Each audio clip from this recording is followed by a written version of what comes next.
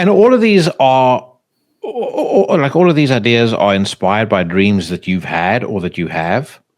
So yeah, that's where a lot of my inspiration comes from, will be from dreams. But then, of course, from there, I'll just because of, I read so much in the realm of the esoteric and philosophy, certain philosophers, that of course I just innately start interpreting these things through that kind of lens, and then you kind of add in your own creative spark to that, and start tying these things together. So, in one, it's like the one I just mentioned, where there's a vacant fireplace. It just seemed like that seemed to be the focal point in that particular dream, which doesn't make sense in the dayside world with like day logic. That's completely illogical. Why would a vacant fireplace fill you with dread?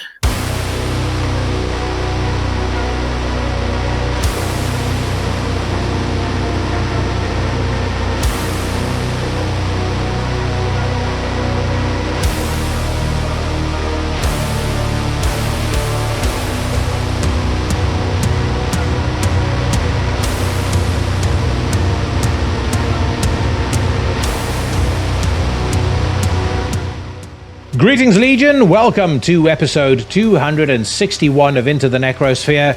On this episode, there's no mercy for wimps or posers, as I welcome back to the podcast a returning conqueror. He goes by the name of Naas Alcameth. He has just been responsible for the best album of 2024. That came in the shape of Akhlys' House of the Black Geminus record. And in our conversation, we went into a great amount of depth around the genesis, the creative process, and the concept behind the record. We also spoke about a host of other topics. This is probably, at least for this podcast, the most detailed, revealing, and personal conversation that I've recorded with him.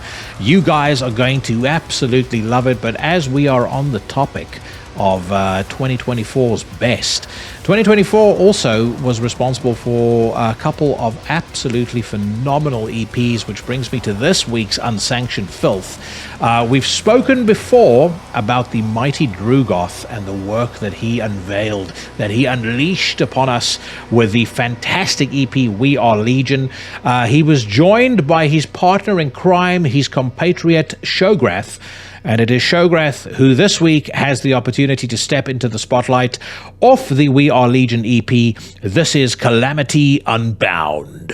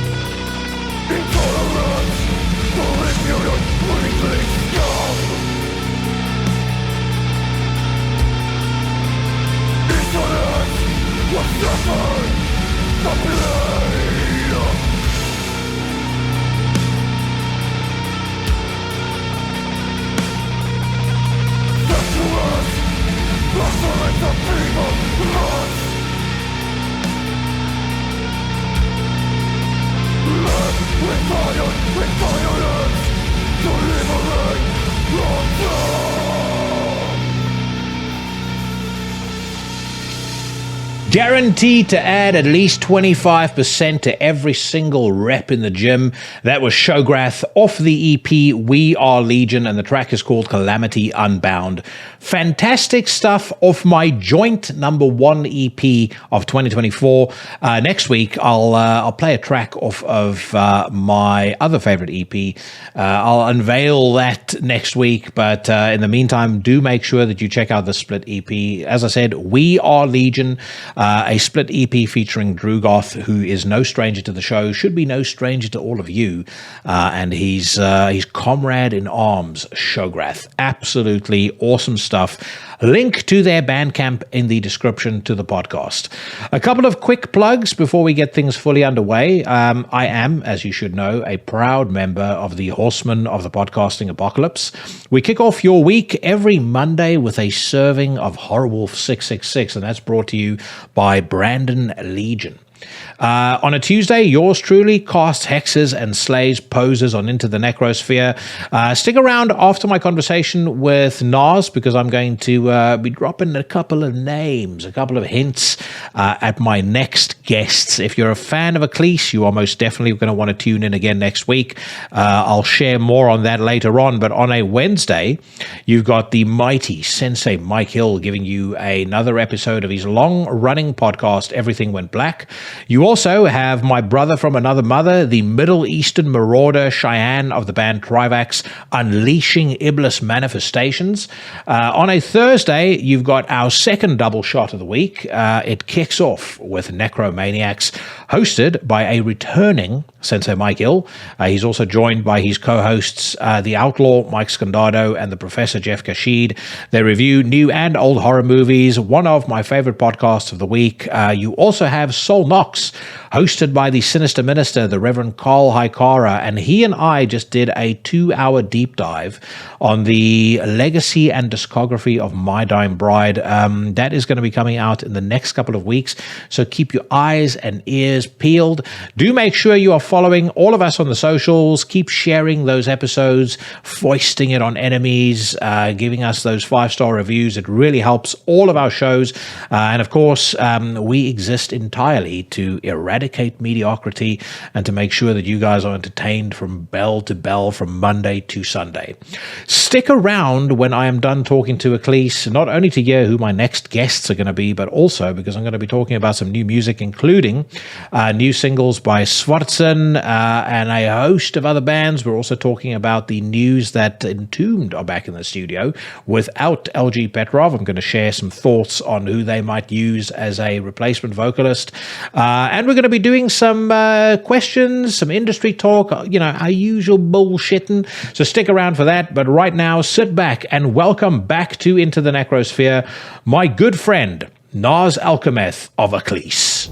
Are you in the? I'm assuming we're talking from your new pad. Yeah.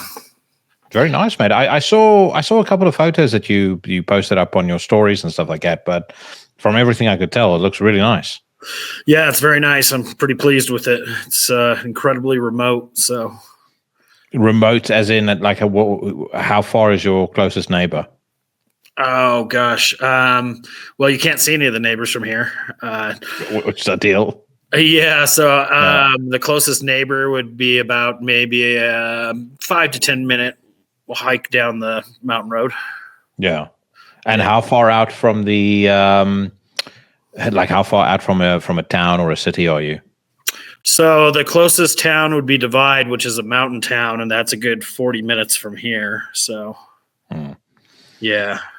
So when it's like avalanche levels of snow, you need to make sure that you can hunker down and survive for a couple of days.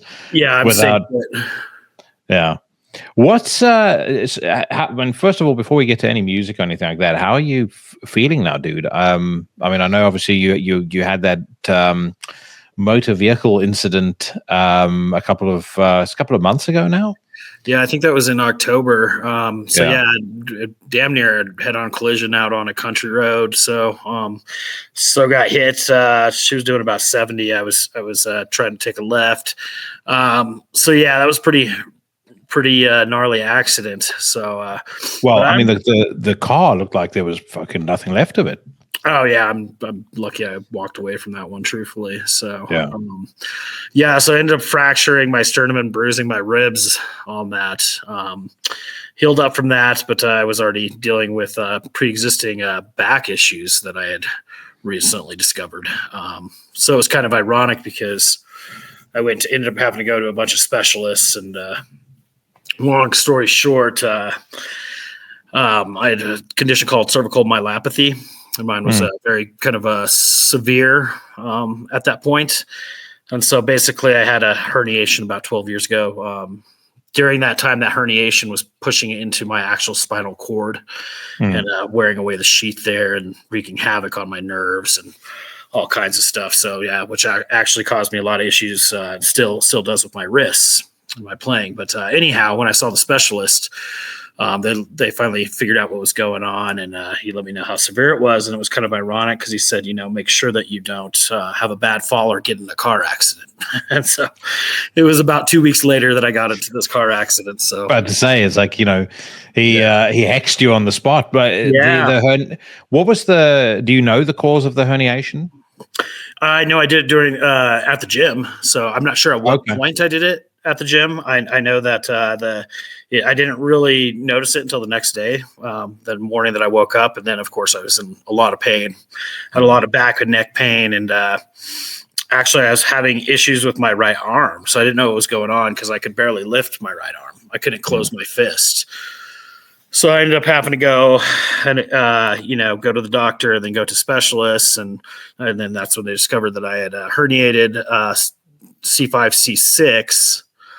And we opted not to do surgery at that time. So like I said, this is about 12 years ago. They didn't really think that surgery would do a whole lot for me. So I thought I was recovering over time. And then over these past, I'd say 3 to 4 years, started having a lot of wrist issues and a lot of numbness in my hands to the point that it was really affecting my guitar playing. And some of the Euro tours we did over the last couple of years, you'll see in some of them that I'm actually wearing a wrist brace on stage. So that was pretty tough. I just had to kind of bite the bullet and just tough through it. And so we were figuring it was tendonitis, getting older, playing a lot, and turns out it was all from this back issue that caused the nerve damage was pretty extensive from that area, and those nerve clusters from basically C5, C6. Actually, it goes all the way through 7, where I had damage. Goes to your deltoids and your biceps and your triceps and down your arms. And so once I saw a neurologist, and they saw how extensive that damage was. So it's been an interesting 6 months, man. Jesus, dude, I can imagine. I mean, I'm just thinking now, if you're standing up straight and you're playing a 45-minute to an hour-long set, playing at the intensity that you play, with the guitar, with everything else you're doing on stage, I mean, that must have been excruciating. Yeah. I usually just slam a couple beers before I got on stage and go for it. Yeah. So, but yeah, and really had to adapt my playing style just to compensate for it, just because it's painful. So now that I had the surgery done, so I don't know if you can see it, I got a nice scar right here on my neck. So about 2-inch scar. And so at least that's done and out of the way. It was interesting to find out when they were so they basically did full disc replacement, C5 through 7. And then and for that, pardon the interruption, but for that they go in through your neck? Yeah, they go in through the front. So that's what I was about to say. That was interesting to find out. That was a shock to me once they told me they're going to do it. And it's actually called a neck dissection. So sounds pretty fucking metal. But I almost wish that they had the name of a new Nightbringer song. Yeah. And then, you sit down with these surgeons, because there's multiple surgeons. There's one that does the neck dissection. And then there's 2 surgeons that I had that worked on on the spine. So you have to meet with them all, and then got to go through the gory details of what they do with that neck dissection. And they basically cut you open and move everything out of the way, one thing at a time. And you can imagine there's a lot of stuff going on in your neck until they expose the spinal column from the front. So it's pretty gnarly. So Jesus, how long was the recovery? Well, technically I'm still recovering, but so total recovery is usually around 6 months. But the more intensive part, they said that I would be laid out anywhere from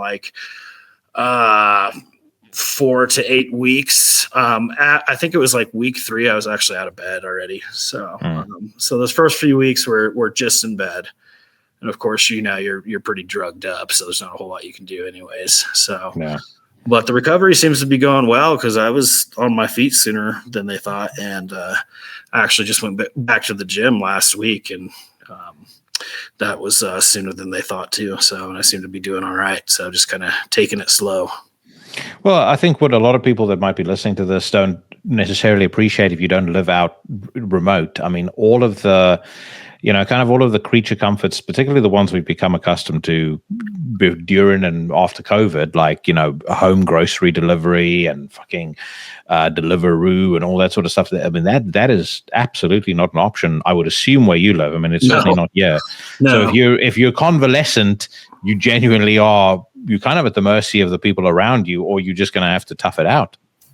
Yeah, absolutely. Yeah, there's nothing like that out here. There's no services or anything. Even the roads, like you get about 5 miles before where my house actually is, and there's signs up that said, it's not serviced by the county. So there's no servicing of the roads by any official entity.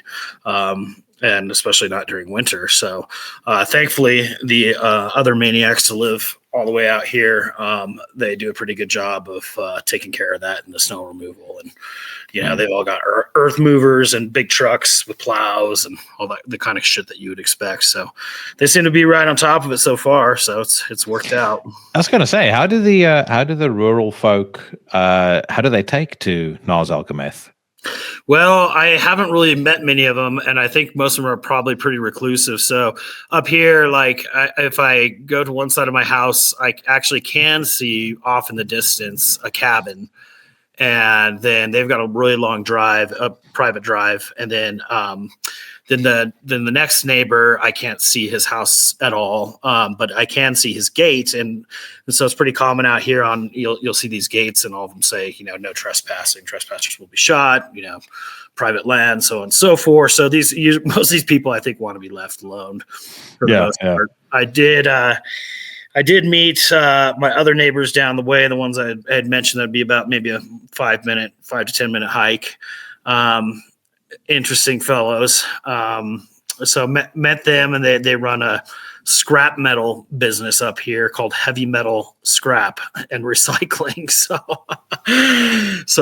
that was kind of interesting. And then I met a guy who had posted up with his trailer one day, right after I moved in. This trailer appeared right near my gate, and so I thought that was kind of weird. And ended up running into the guy and had a conversation with him, and he was a nice enough guy. And he said that he had purchased the land up right there, and that he was going to build a house on it. So he had, excavators and, the whole 9 yards, and was working on it. And so I thought, that's cool. And talked to him for a bit. And then a couple weeks after that, all of a sudden I've got a sheriff out in front of my house. And I'm thinking, the sheriff, what the fuck is the sheriff doing all the way out here? So, yeah.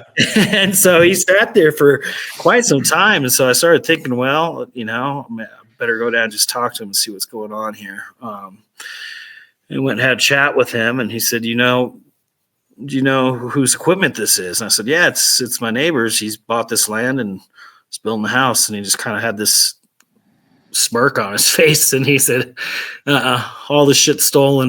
And so it turns out, so he had, it wasn't his land. And so then the sheriff let me know. He said, that's a big thing back here you got to be aware of is these woodland squatters. And so they come back into these, areas of woods that nobody really gets back into, and they'll just start building shit and post up. So you need to do what my dream is around the area where we live, and that's a crocodile moat. So as soon as somebody is on the property, I want to be able to see them on the ring cam, and then just have like a speaker that goes, wait right there, and then you hear the gate open. The crocs come out. Yeah, booby traps and Oh, dude, well, you're not allowed to do stuff like that. You're not allowed booby traps over here. You're not even allowed to have a baseball bat by the side of your bed for self-defense, because the argument is that it looks premeditated. You were expecting somebody to come in and beat them to death with a baseball bat. You're just sitting there with bated breath night after night, hoping that door opens, I guess. Baited, yeah, exactly. You're sitting there waiting for somebody to come. But I mean, it's essentially over here, if somebody comes into your property, if somebody threatens you, it's one of those things. insane, absolutely insane. Yeah, I'm glad that we are allowed to defend ourselves here. So yeah, no, I did. There was an incident a while back where these travelers were trying to bait a guy. The guy's got he was talking about it on the village Facebook group. He's taking his dog out for a walk. These travelers try to bait the dog, and he calls the dog back, and they shout something back at him. Call the dog again. He calls the dog for a second time. And I was looking at this and going like, so they've threatened him, try to steal his dog. Like, to me, whether it's his dog or his car or a fucking house, doesn't matter. I mean, if it's my dog, I'd be particularly incensed. But it's just the fact that they are so brazen about it that they try and take it off of him. And I did say to Paige, one thing that you would not see this is in certain parts of the US. As far as I'm concerned, if I have told somebody once, back off. A, you're not allowed on my property, or B, you're not, that's not your dog, and they don't want to listen a second time, then they have to get the lead. That's just as far as that is literally the way I see it. Yeah, absolutely. And I don't think people up here are very hesitant to do such things. So yeah, I mean, you see signs that form of urban discipline. yeah, you'll see the signs all the way in down to my house. Everywhere it's posted up: private property, no hunting, no fishing. All that kind of stuff. And there's trails, there's still like trailheads and stuff you can go on. You just need to make sure you know where you're going and you're not walking across someone else's land. So, because it might not. Do you do any hunting? No, I grew up hunting. I did hunting as a kid. It just didn't really stick for me. But my youngest son, he's quite the hunter. He actually just killed his first bear. So, oh wow. Yeah, his grandfather on his mother's side is a big time, real avid bow hunter, and he's much older now. But so my son was hunting at a very early age, and that's what they do when they go out and do stuff together. Is his grandfather takes him out hunting on all these expeditions and stuff. So he's got all kinds of mounts. So yeah. Yeah, I mean, I had ample opportunity to do it when I was younger, but I'm kind of the same as you. I understand why people do it, and especially if they hunt for food. If they kill a deer and they cut the deer up and the deer is being used for food, fine. I've got no issue with that. However, I myself I'm not so keen to stand there and pull the trigger or fire an arrow at an animal. It's just not. I understand there's a hypocrisy in the fact that I'm getting my meat from the supermarket or getting it from the farm shop, but I'm sorry. I think I'm allowed to you're allowed some hypocrisy. Sure. Yeah. No, I think that as long as you are, like you said, using the resources of the animal, using the meat and all that, then I think it's absolutely fine. And even what a lot of people don't realize is people that are doing sport hunting who are doing that. They are typically going to be using the meat and processing it and stuff.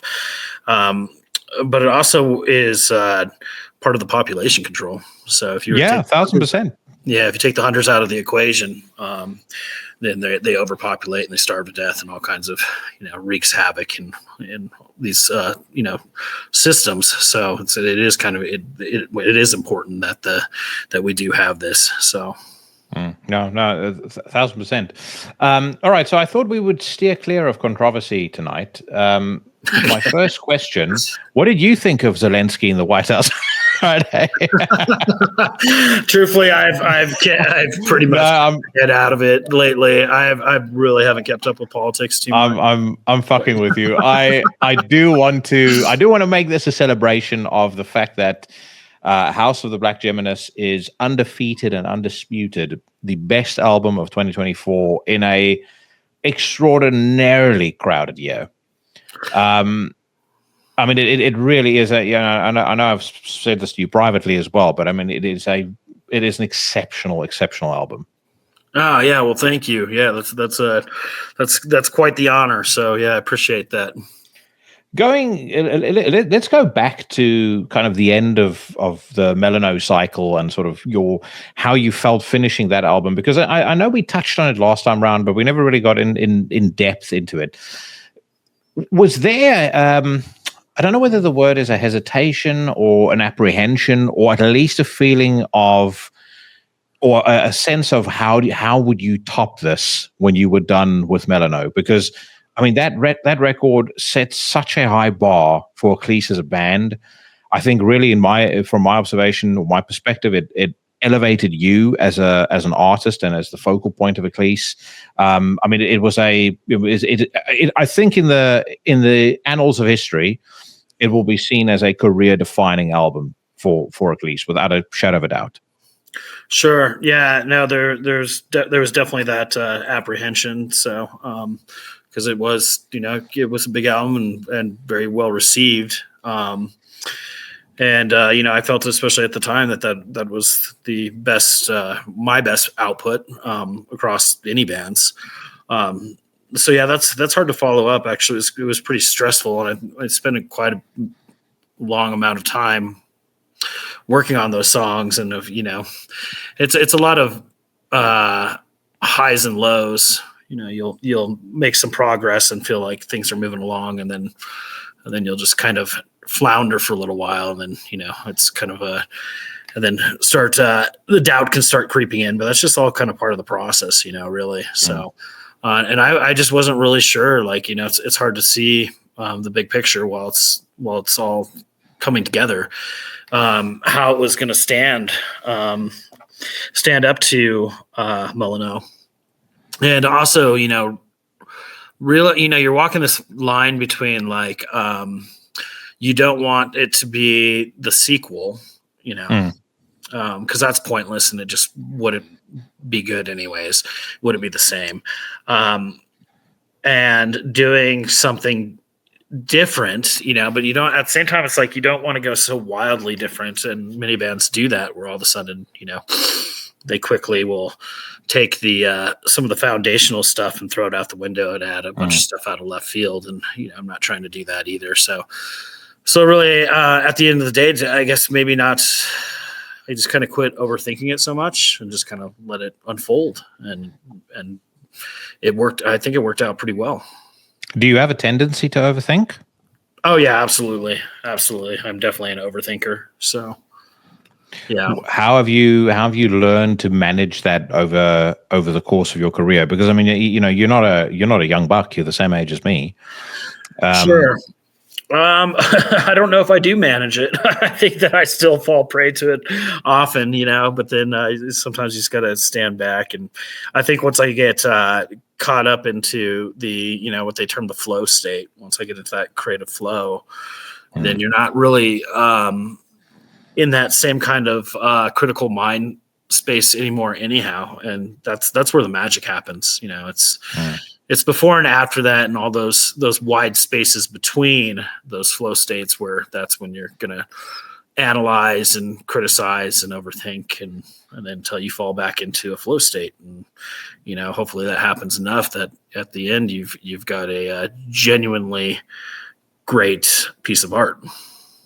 Do you find that it's becoming harder for you as you get older to hit that point, or to get into that flow state?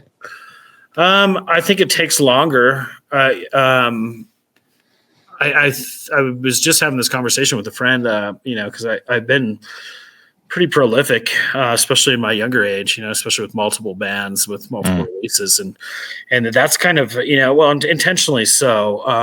I've kind of veered away from that, but also I don't think I could at this point just be as prolific and at least have it be solid content. And so I really, it seems like it does demand more the older you get. And I just kind of wanted to have that, more of a singular focus at this point, and just kind of put everything into this one thing. But yeah, no, it does, to answer your question. And it at least for me, I find that it maybe takes a bit more time for that to occur. I asked the question because it's been something that I've found particularly fascinating as I've done this podcast. I'm talking to, a lot of different people and a lot of different bands, and I do. we often kind of wonder, why had Slayer not made a good album, arguably since Divine Intervention? Why is a band X not produced anything that comes anywhere close to their best? And then there's also the contradictions. You got Shane Embry, who I think is doing phenomenal stuff. You've got let's take black metal, Marduk, still doing incredible music. Horner have, in my view, done probably their best album of their entire career. And I mean, again, those guys similar age to you and I. So I'm always curious as to, as a man gets older, how does that impact on his creativity? And you're a guy who's very creative. The other thing that I would also say, I've always made this observation about your music. You have the ability to, and it's a very rare thing. I say this as a compliment. You have the ability to strip away that veneer that sits over a lot of music to where it sounds premeditated and rehearsed. I know that it is, but it's you're kind of going that layer deeper to where the music becomes a true expression as opposed to just the function of people playing instruments. Does that make sense? Like let me use a movie analogy. Daniel Day-Lewis in Gangs of New York, his performance as Bill the Butcher, that to me is taking it to a level that's way deeper than just a rehearsed actor performing that role. And I think you're the Bill the Butcher of black metal. Yeah. So you wanted to feel like it's almost organic in a spontaneous way as the listener. And I don't know. I don't really have there's no premeditation around that for me. I'm not sure how that arises or where that arises from, as far as stylistically or whatnot. But and then in regards to the bands that just, why hasn't Slayer put out a good album in so long? Why hasn't Metallica, so on and so forth? It's just, I think that they just get into, formulaic habits, and then they can kind of just rest on their laurels too. They, the bands like that, it doesn't matter if they put out a bad album because they're just a name. And so it's going to be, at least to a degree, successful just because of the name, once you reach that level. And so, and then, you probably pair that with what I was just talking about, that, it probably takes more time and more energy for that real, mainline inspiration to come, and how you're going to do that. And, maybe sometimes people just fucking burn out too, and instead of, maybe they don't just have that same kind of fire that they did but they're still going, they're still going for whatever reason, because it makes them money or whatever the fuck it is. But I mean, you certainly see more examples, I believe, of bands that have been around 20, 30 years where they do fall into this, where you just don't give a shit about their new albums. You just listen to the old stuff, and you see very few of the ones that have been around for 20 to 30 years that are putting out gems still, And so, it's like applause to those few. Yeah. I've had multiple theories that I've formed over the years around why that is. And I agree with you. I think the hunger goes away. I honestly do believe that if you're worth, $250 million, I think Lars and James are both in the vicinity of 180 to 250 million. I don't really know what you have to be authentically angry about. Your life is without any real stress. I mean, people say, "Oh, it's really difficult being this wealthy and stuff like that." I mean, come on, they do not experience the stress of the average person getting up, getting into their car, driving to work, dealing with the mundane bullshit that we all have to deal with in our day to day. But then I also think the other thing that happens is, a lot of these bands become very insular in their creative process, and they don't have people around them that will call them out on their shit and will say, hey, that riff that you just wrote there, that's garbage. That's not at the level that you should be at. So there's nobody really challenging them, because the incentive structure isn't there for anybody to challenge them. If you challenge somebody like that, many of these guys behind the scenes, I'm pretty sure, and it's speculation, of course, but I'm pretty sure are quite egotistical. And if you say to them more than 2-3 times, hey, that song fucking sucks, I can't believe you're putting it on an album, you should get rid of it, suddenly you're going to be on the outside looking in, and the money faucet gets turned off. And I think if I think of Shane Embry as an example, I had a very fascinating conversation with him. He does have people around him that I think he calls on for, like, to say, like, what do you think of the song? Or, how is this landing properly? And he's, I would say Greg McIntosh to a point has that as well. Greg McIntosh from Paradise Lost. I think he's also gone out and he's challenged himself to do different things like Strigoi, Valenfire, and that kind of brings the best out of him. But I think there's definitely a dynamic where you need external input in order to bring the best out of you as a musician. You need to feel like you have to rise to the occasion. That's my theory, at least. So I'm keen to get your comment on that. Whether you think, you could more than welcome to say I'm full of shit, but what are your thoughts on that, and how do you experience it? No, I think that is valid. I think that's definitely a valid way to approach it. Having feedback, especially from others that are close to you, whether that's your actual bandmates, which, of course, or friends that have an ear for it, or that know you and know your work.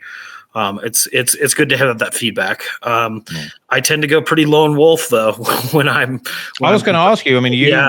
I know you live pretty lone wolf in any case, but so you tend to be quite insular in how you do things.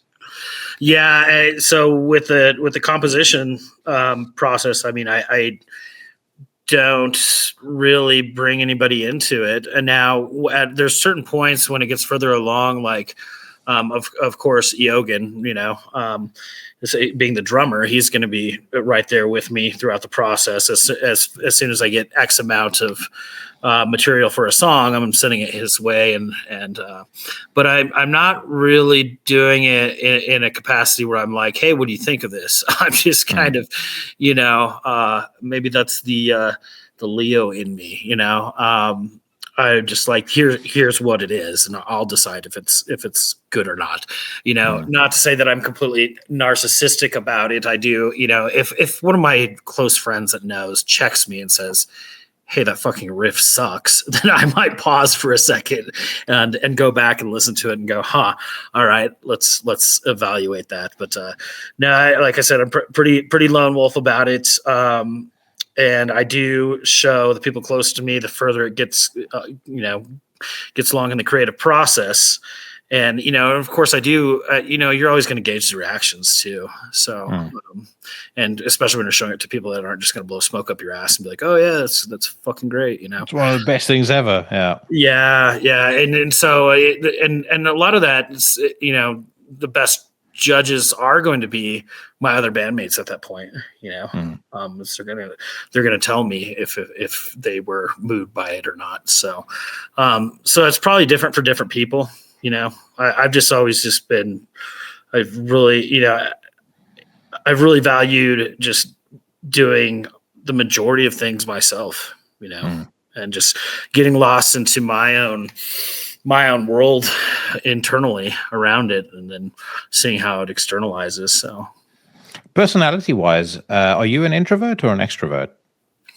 I don't know. That's hard to say. I think I can be a bit of both, truthfully. So, when I'm around the people I enjoy, I think that I'm less introverted. I do love discussion. I can talk anybody's fucking ear off if it's about something that I value or enjoy. So other than that, I tried to stay away from the world at large as much as possible. So, thus where I live, decisions, that baffled, especially family members and the like, they're like, oh man, you live so far away from where you even work. Like why, what the fuck are you thinking? It's just that you can't, if you don't understand it, like you're just not that person. So there's no point in me trying to convey, why. Yeah, no, I asked that because like I could kind of sense it off you. Cheyenne and I had this conversation, and I explained it to him and said, I see myself as an introverted extrovert. If I'm around somebody I want to have a conversation with, especially one-on-one, I'm absolutely fine. I'll talk the fucking hind legs of a donkey, but I don't like being in big groups. I especially don't like being in bars and fucking clubs and stuff like that. I don't like screaming and shouting to make myself heard. And I find in a large group, the median IQ of the group usually drops to the lowest, the lowest available number in the room. And I just can't stand that. I don't really enjoy trite conversation. I don't like, I'm somebody who works for me. Actually, she described it to me the other day. She said your mind jumps to the end point constantly, and you skip single thing that goes up to the end point because in your mind you just find that boring. Yeah. So that's kind of how I am, and I've had to manage that a little bit from a podcast perspective as well, because I can't in my mind kind of map out the conversation to, well, that's what they're probably going to say, so there's no point in even having and even going down this avenue of discussion, if you understand what I mean. So but I could pick that up in you as well. Yeah, I appreciate the cerebral conversations, if it's something like if we're talking about movies, if we're say for example, people ask what do you think of Nosferatu or something, that I want to immediately jump into archetypes in Nosferatu and what I think was intentional symbolism and the subtleties and the actual ingenium that's going on behind the scenes, and and that's just where my brain goes with conversation, just per example, is I want to dig into like the deeper side of stuff and not just have like you said, just this trite conversations, which are less interesting. I haven't seen Nosferatu yet, by the way. It's been lined up. I'm a big Robert Eggers fan. I love The Northman. Oh yeah, great. So I've been looking forward to this. I've just not had the right time for it at the moment. My big obsession is Boardwalk Empire, and this is probably the 8th or the 9th time that I've watched it. But I find every single time I watch it, I have a deeper appreciation for that show. It is so well put together, so incredibly well written, so well acted. Every single thing in that show, from a detail perspective, is captured perfectly. And what I really love about it is the director and the writers, they really soak up every single strand of that time period. Sure. Of the history. They weave history in really cleverly. And as much as The Sopranos is probably my favorite show of all time, I'd say Boardwalk Empire comes very, very close. And I would also say, potentially controversially, in my view, episode 12 of season 3 of Boardwalk Empire is the greatest 1 hour of television that has ever been filmed. It's been so long since I've seen it that I wouldn't know which episode that is. You're a man of impeccable taste, so I would strongly suggest you rewatch it. Yeah, I'll have to. I do remember that there's the surprise. Is it Jimmy that gets? Yeah. Didn't see that one coming, but yeah. Well, no, I appreciate. Jimmy also makes love to his mom. So. He does. He does. I had forgotten about that too. He does fuck his mother. Yeah. Huh. There's a couple of wild things in that show going on in that. Yeah. I do love those kind of period pieces though too. And like you said, I feel that there was and that's another great example. But around that time, that there were several great examples of cinema where it was just they were just killing it, and you just don't really see that much anymore. A lot of that's just dead now. You're just not going to get without these prerequisite fucking things, basically forced in to every fucking movie or TV show you see to be fucking socially acceptable. It's like more people are more obsessed with that than making a piece of art. And so I think anytime that there's, you have those kind of stupid fucking compromises that you're not going to get quality, genuine anything, and because I started realizing like when especially when I was recovering, laying in bed, there wasn't a whole lot I could do. I'd try to read, but you're also pretty drug addled, and that doesn't go well with reading. So fucking watched a lot of old series and movies and then I just started kind of realizing that like, there was a time when, a movie was done for the sake of the movie itself, not for anything else, because someone had a vision and a story. And then there wasn't someone else that stepped in and said, no, you got to change X, Y, and Z so we don't piss off X, Y, and Z. And so, just a little something that I have observed over the years. Well, the greatest period for filmmaking in that respect, like where, the story was presented for the sake of the story, that was the 70s, without a doubt. Sure. In the 80s, they started to get pretty heavy-handed with the political messaging, which I think a lot of people forget.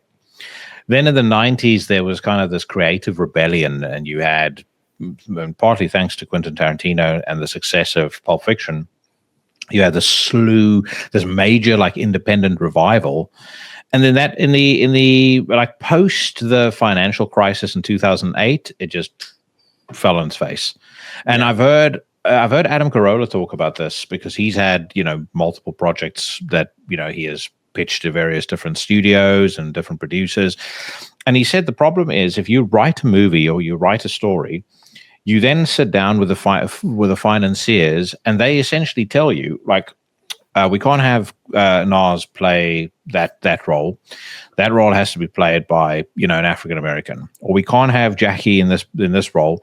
We can't have Jackie as Naas's sidekick. He needs a Latino woman, and she needs to be a lesbian. And you kind of laugh about it because they've poked fun at it on South Park and things like that. But that is literally what happens. And so what ends up happening, they go, well, we want the ending changed, or we want this changed, or we want that changed. And as Adam explained it, you then end up with something that is completely different at the back end to what you'd originally envisioned. And so that has put off an awful lot of creative people from even entertaining, the avenue of filmmaking. Yeah, I do think it's gotten a little better in the last couple of years, but it's still not. I mean, if you do a side-by-side comparison, watch The Exorcist and then watch anything not called Hereditary, that was released horror-wise in the last 15 years.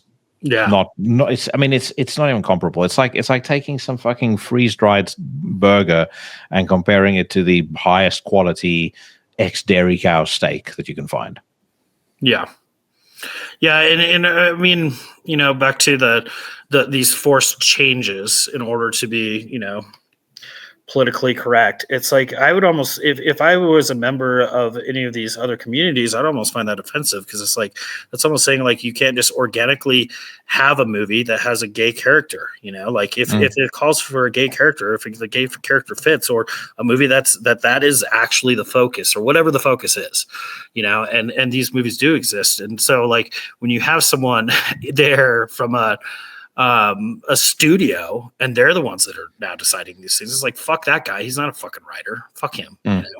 But that's how it works, And so, it's just, and in the end, it's not gonna feel organic. It's not gonna feel, it's just disingenuous at the end, Well, in the end, you also have flop after flop after flop at the cinemas.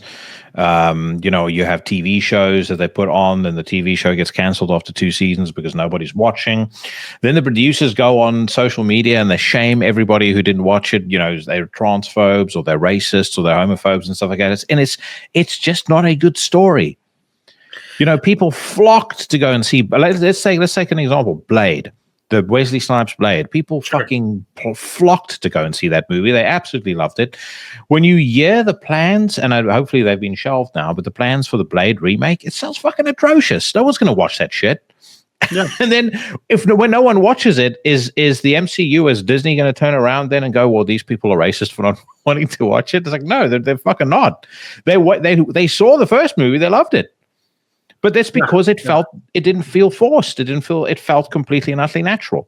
Absolutely. That's the result. Another example of this would be the Neil Gaiman's Sandman series, which Netflix handled. And of course we knew immediately that was going to be a fucking shit show. And, and it just it felt like willy-nilly you took every other character and you flipped them to a different race or a different sexual orientation or different. And so where I pause there is I've been a fan of him since I was, a young, like 10, 11 years old. Sandman. I was like, all these things already existed in that graphic novel. There were gay characters. There were people of color. There was all that shit was already represented. So why are we doing this another mix up and mix around? It just felt really unnecessary. Then it was, it makes me think like, again, to whether it's something like that or back to cinema, a lot of times, there was plenty of representation. And so it feels like there was like this, almost to a degree, a fabricated outrage. And then they turned around and said that this needs to be the resolution. Well, I mean, if you go deeper down, you could also argue it's there's a conspiracy behind it. If you listen to Mike Benz talk about USAID and money that's been used to do things like monitor plot lines in video games, push certain narratives in TV shows and movies and things like that.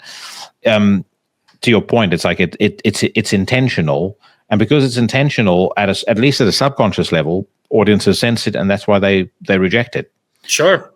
Yeah. Right. If you want to write a story about somebody from a particular demographic, write a great story about it and people will love it. No one said, "Hey, I'm not watching Training Day because Denzel Washington is in it."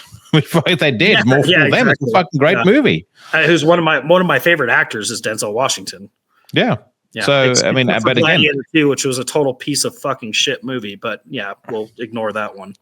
I haven't watched that yet either. I saw the trailer for it, and it was it went on the same heap as the new Joker movie. I was just like, I'd sooner stare at the fucking wall than watch that movie. Yeah, well, I'll sum it up for you basically. So the scene where I checked out was when the gladiators were battling the sharks. The sharks. Just let that sink in. Yeah. We started off with battling baboons, and then eventually it escalated to now there's sharks. So no. But you know what's crazy? I do also sometimes I'll watch a newer movie and people will be raving about it, and I'll be sitting there watching it going, what the fuck are people seeing in this garbage that I'm missing? Well, that happens with bands too. Yeah, that's true. That's very true. Yeah. On that topic, let's go back to House of the Black Geminus. So, in the creative process, like post Melano, starting work on House of the Black Geminus, at what point? Because I mean, there was a reasonable gestation period after Melano for this record. At what point did you feel like I'm starting to hit that flow state now? Like, was there a moment that you can recall, or a song that you can recall, that you had put the cap on and said, "Okay, I think we're on track now"? Well, it was kind of interesting. So with House of the Black Geminus, I spent probably the longest amount of time on the opening track, and a lot of that was just because I was really struggling to figure out where the fuck I was going with any of this, And so it was like I'd take these long breaks from it, come back to it, take these long breaks, come back to it. So that one was tough. And then once that was done, I don't feel like things really just there wasn't like that lightning in the bottle moment until I sat down and started doing Maze of Phobator. Then I came up with that opening riff, and as soon as I did it, I exported it out onto my phone, and I drove around as I always do and listened to it and all I had was like one or two riffs at that point. I just listened to it over and over because I was like, okay, now we're on to something, and was really just fucking enthusiastic, so enthusiastic about it that I'm sending it to all my bandmates, I'm like demanding that they listen to this 30-second clip, Yeah, get excited about this. Yeah, and they with their reactions too, because they were like, holy fuck, that's just fucking insane. And so I think that's when the momentum really started going was once I dove into Mesophobator, which I wrote fairly quickly. Truthfully, it just all started coming together, and that lightning started flashing, and the next thing you know, I had this fucking one hell of a song, and it was a bit different. I think it was a bit different for Akhlys too, because it's a bit on the heavier side. It's definitely more on the technical side with some of those riffs. Did you not tell me as well that Ephialtes you wrote relatively quickly? Yeah, it was so very similar. Yeah, and I think that the two songs almost have a similar spirit to them. Yeah. And so it was very, very, very similar how that happened. Because it's like I figured out with Ephialtes, figured out that opening riff, and the next thing you know, I was off and running. So. And there's something to that spontaneity as well, I think, in a lot of creative endeavors, but when something comes really, really quickly, you know that's a good, you're onto something interesting. I would say, though, the Mask of Night Speaking, I mean, it's such having gotten to know you now, your love of movies and your love of I kind of jokingly said, I think when I spoke about the song, like the pomp and the pageantry, like you do like throwing in some of that drama, some of that dynamism, like the way the song starts. It's such a great build, and such, like you sort of have the anticipation and the excitement and the tension building until it finally kicks in. Yeah. It's a perfect way to introduce the record. Yeah. Well, I'm glad you think so, and I like having that level of drama in it, to the point that maybe I've seen comments on forums or whatever where they're just like these pompous riffs, like what asshole wrote this, and it's like I'm totally fine with that, and it's in the same way I feel like like maybe like classical music. Or like cinematic scores, like a Zimmerman type, I want that abundance of atmosphere and not overly theatrical, but theatrical. I want to really relay that kind of Wagnerian sense in the music, where it just kind of builds and builds and crescendos. So that was definitely the intention with that song. That's why it has such a long intro to it. To some of the friends I had played it for the first time they heard it, they got so far in and they're like, "Oh, this is an instrumental. This is an instrumental song." Then, and I'm just like, "Shh, shut up. Wait. Just wait." Yeah. Yeah. I like that sort of electronic thing you've got going on underneath the surface as well from the beginning of the song. But there's also something else that I picked up about it that I find very interesting.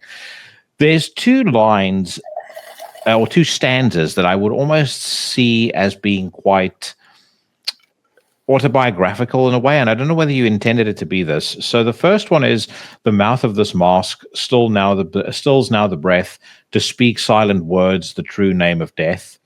The second one, "I stand now before a great barren hearth, cold, still, and lightless, the judge of my worth." There's, can you kind of shed any light on that? Yeah, so I'm kind of using these almost like a voice of allegory and parable. Which is going to be, again, going with the symbolism of the house, which is central, but it's, it is a trial. It's like it's a initiation. Yeah. And any initiation is basically a reenactment of death. And so it is a kind of a self-imposed death at that point. And then with, of course, the goal as a rebirth into something greater. So it definitely has on the alchemical side in Hermeticism, it's kind of the dark night of the souls, the Nigredo process. And so that's pretty much what I was trying to relay there. How did you come up with the idea of the house? Because I know, again, we touched on it when I had you on the podcast the last time, and it was a fascinating concept, but I think you'd kind of, it was still a work in progress when we were talking about it previously. Yeah, obviously, it really is very fully, beautifully realized, especially when you follow the lyrics and kind of follow the moods and the atmospheres of the songs. Well, I had been thinking about it for a while. The symbolism of the house within dreams, and especially the more uncanny dreams, nightmares and whatnot, because it's been so central for me. And, anything within a dream is going to be, have is going to be an archetype, and so there's going to be a lot of potency there, a lot to unpack. And I started looking at that, and then I started thinking about certain areas within the house, especially when I end up in these dreams, in my dreams, specific nightmares that I've had that have similarities or can even be somewhat reoccurring, that there are specific spaces within a house that can appear more dreadful, or that can emanate like kind of a presence or a dreadfulness.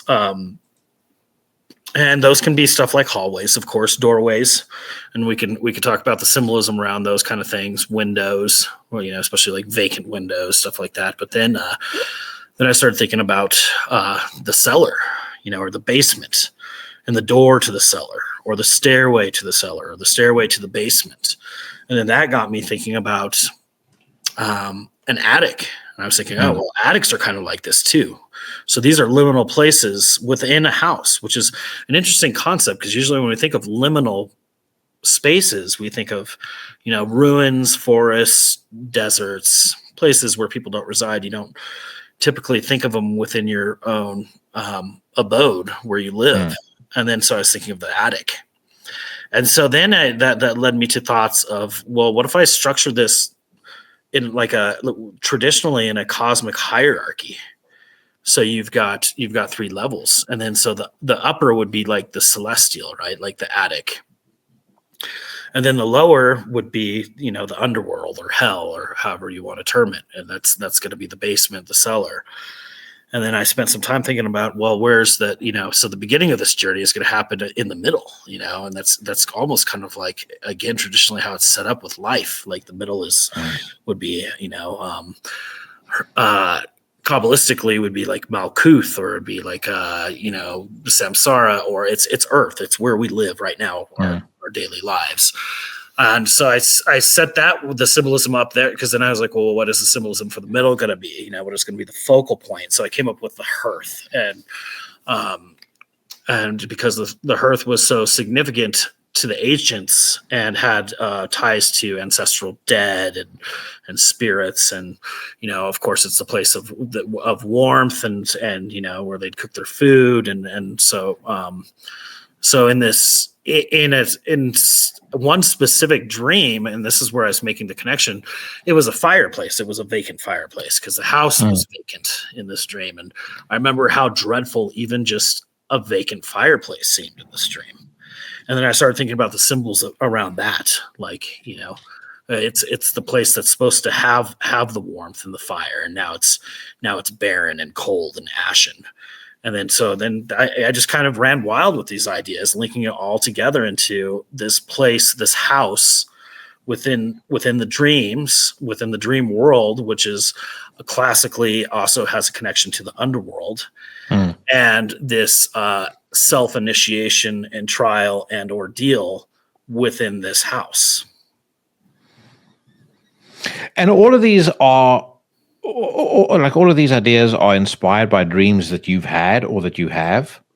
So yeah, that's where a lot of my inspiration comes from, will be from dreams. But then, of course, from there, I'll just because of, I read so much in the realm of the esoteric and philosophy, certain philosophers, that of course I just innately start interpreting these things through that kind of lens. And then you kind of add in your own creative spark to that, and then start tying these things together. So, in one, it's like, the one I just mentioned, where there's a vacant fireplace, it just seemed like that seemed to be the focal point in that particular dream, which doesn't make sense in the dayside world with like day logic.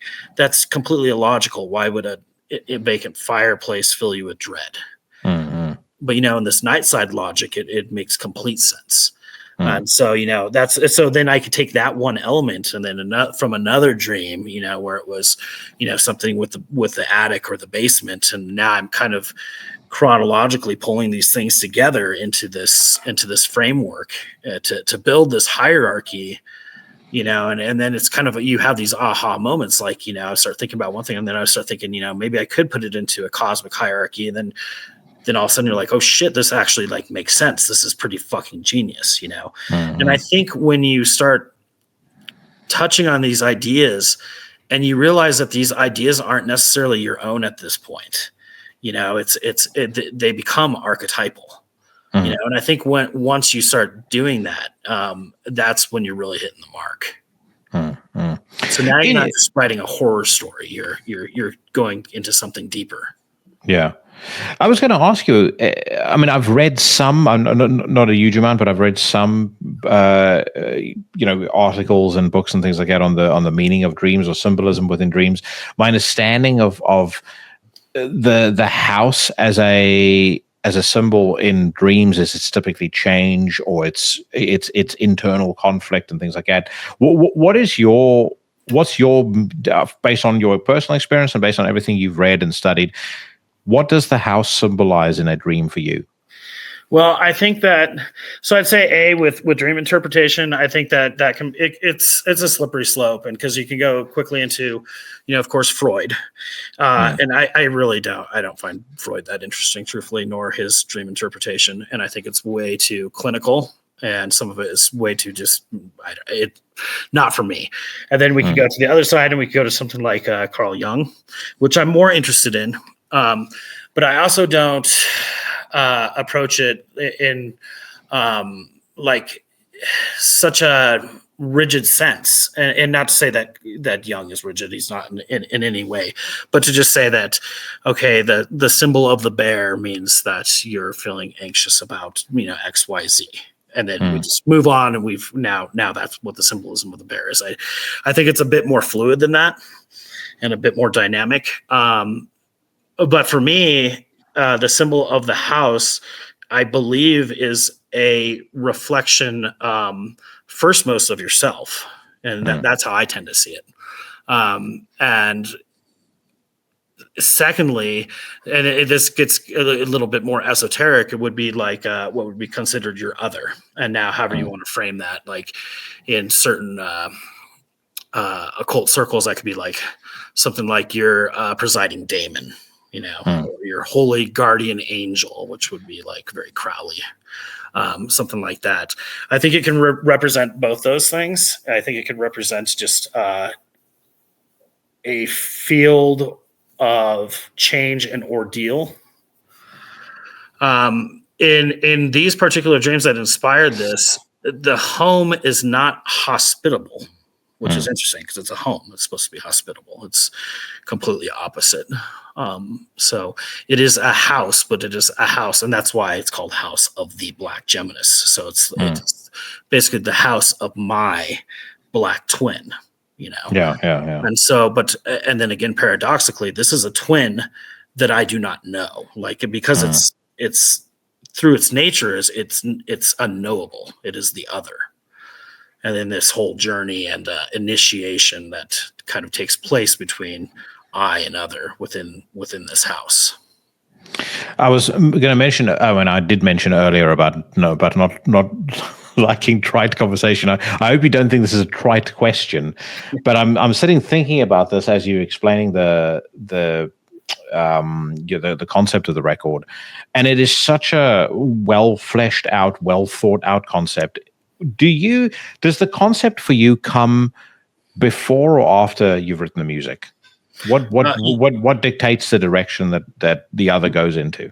With Akhlys, it's before. It's always been before. That's what's inspired it.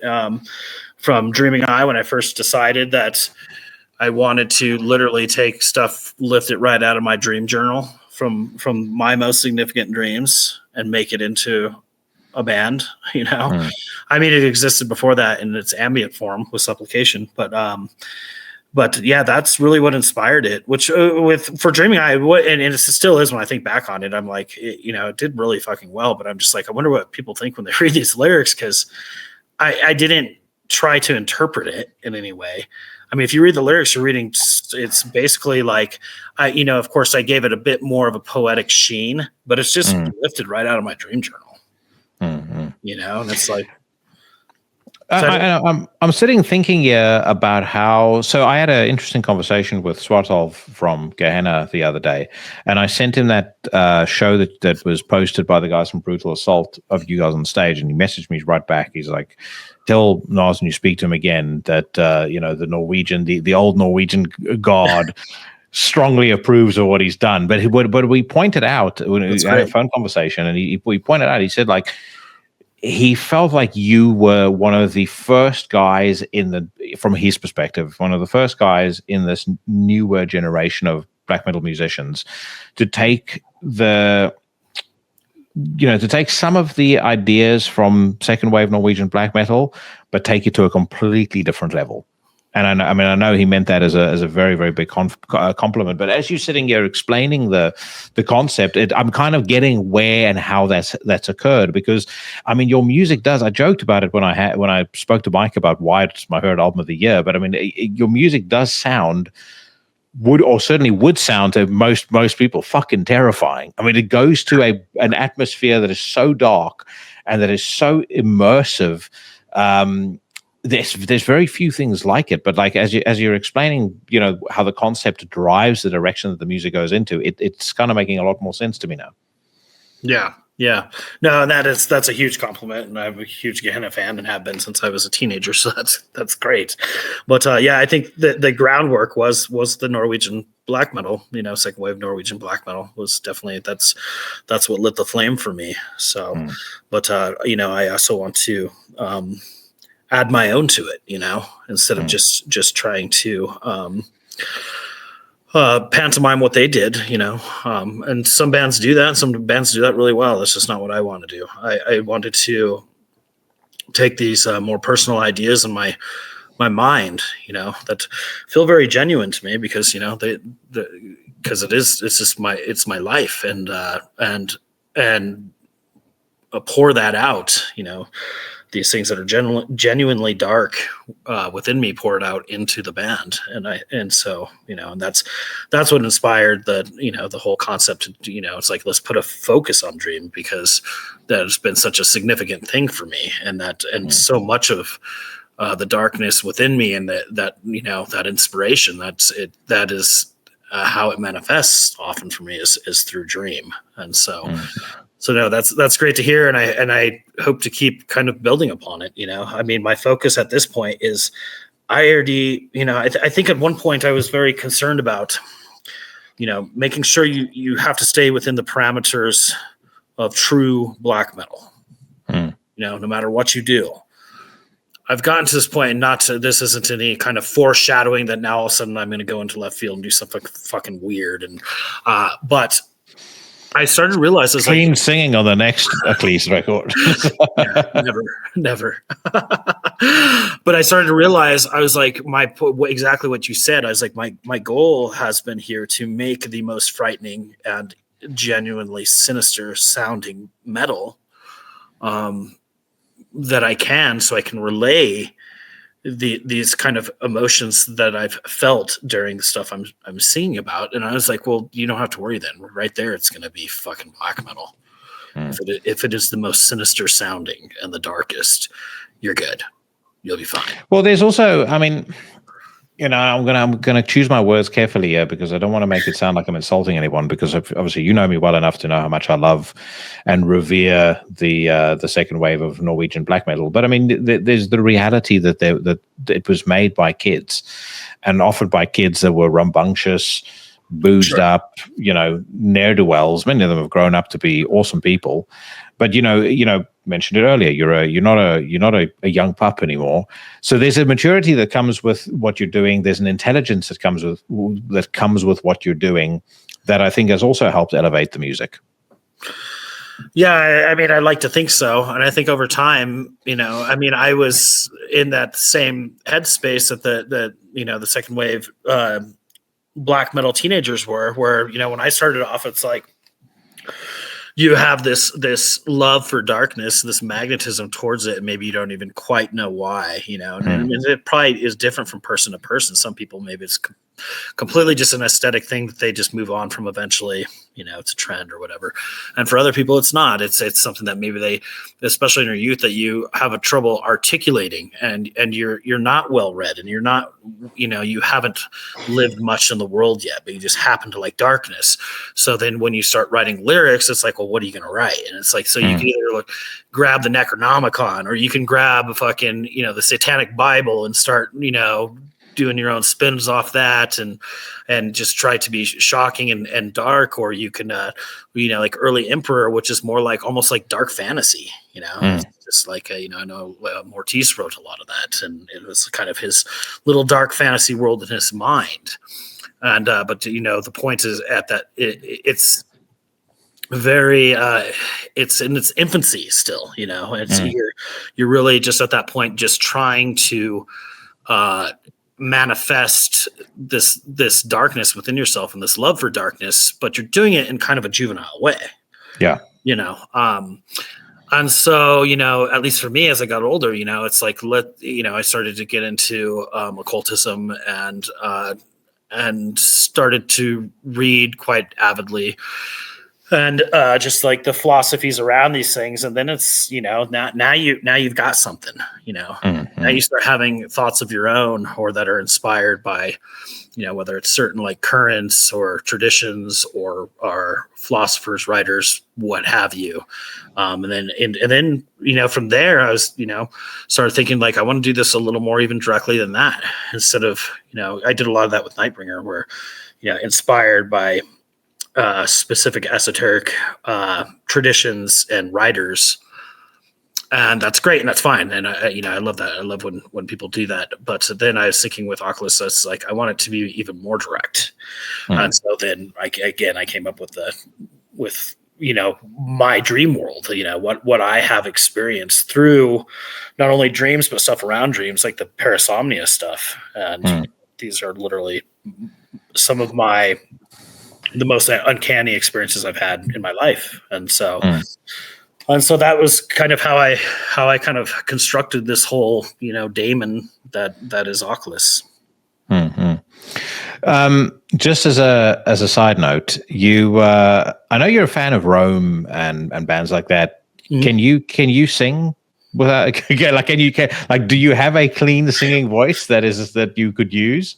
I like to think I do, but it's not something that, so I actually sing quite often just when I'm by myself. I could be in the car listening to something like Rome, and I'll fucking belt it out right along with it, but it's one of those things, I live inside my head. So it's like, I sound fucking awesome as far as I'm concerned. Now, if someone's sitting next to me, they might be like, "Oh my god, this guy sounds horrible."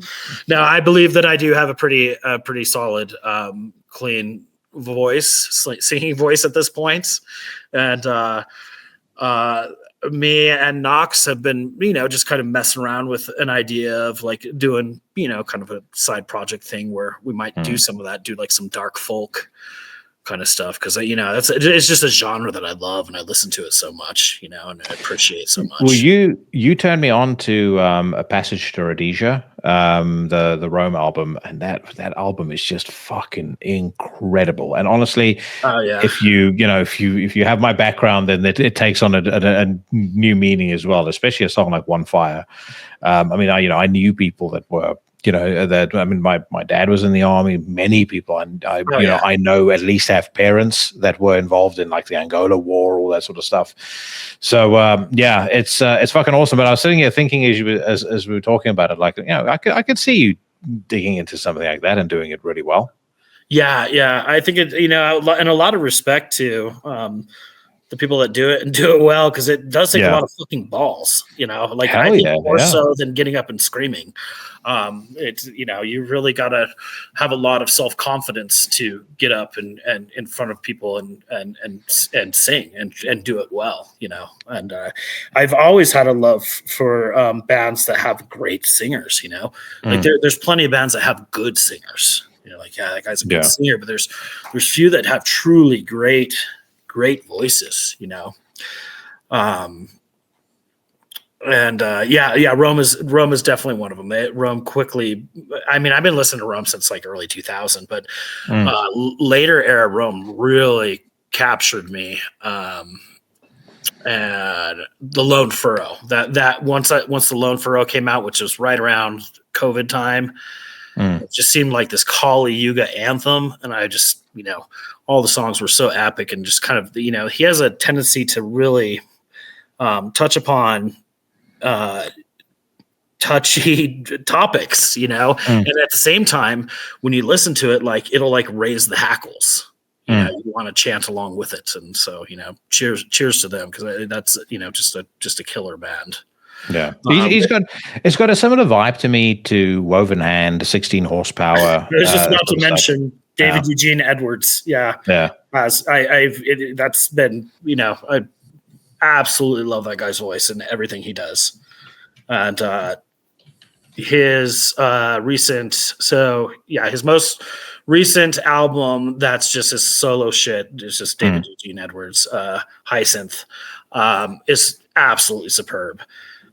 Interesting. So people might get a knee-jerk reaction here that anybody that knows anything about him, because he is a Christian, and there's a lot of religious connotation, but it's it's kind of a fire and brimstone take, and it has a lot of darkness to it, and what's really interesting is I had always wondered if this guy was into that, but maybe a bit more, like a kind of maybe a dual observance or something. There were some hints that this guy might be into mysticism, might be into a bit of the occult. And then when he put out the latest album, Hyacinth, it's chock full of it. I mean, it's so directly just esoteric. Without much of the Christianity, at least overtly, and all of a sudden we're evoking like Egyptian gods and Greek gods and just stuff in there that is makes it sounds like was probably inspired by stuff like Golden Dawn, and so it's a killer album. It's just absolutely fucking amazing album, and I just imagine this is a dude that's like, got his own version of his faith. That's, at least I picture him out in like fucking the desert in New Mexico somewhere, doing ayahuasca and coming up with, these brilliant songs. So, yeah, I haven't heard Hyacinth yet. My favorite work that he has done, I mean, I know all of 16 Horsepower's albums. I know most of Woven Hand. Refractory, what was the album called? Refractory Obdurate was my favorite Woven Hand album, particularly the song Salome. That to me is just him at the absolute peak of his powers. He is, like his voice, the way the song builds up, the way the lyrics are written in this bizarre, like he's got a very abstract way of writing lyrics. Like even when he's got a way of conveying emotion and doing it through lyrics that you look at it and you can read it 50 times and you're going to come away with a different meaning every single time.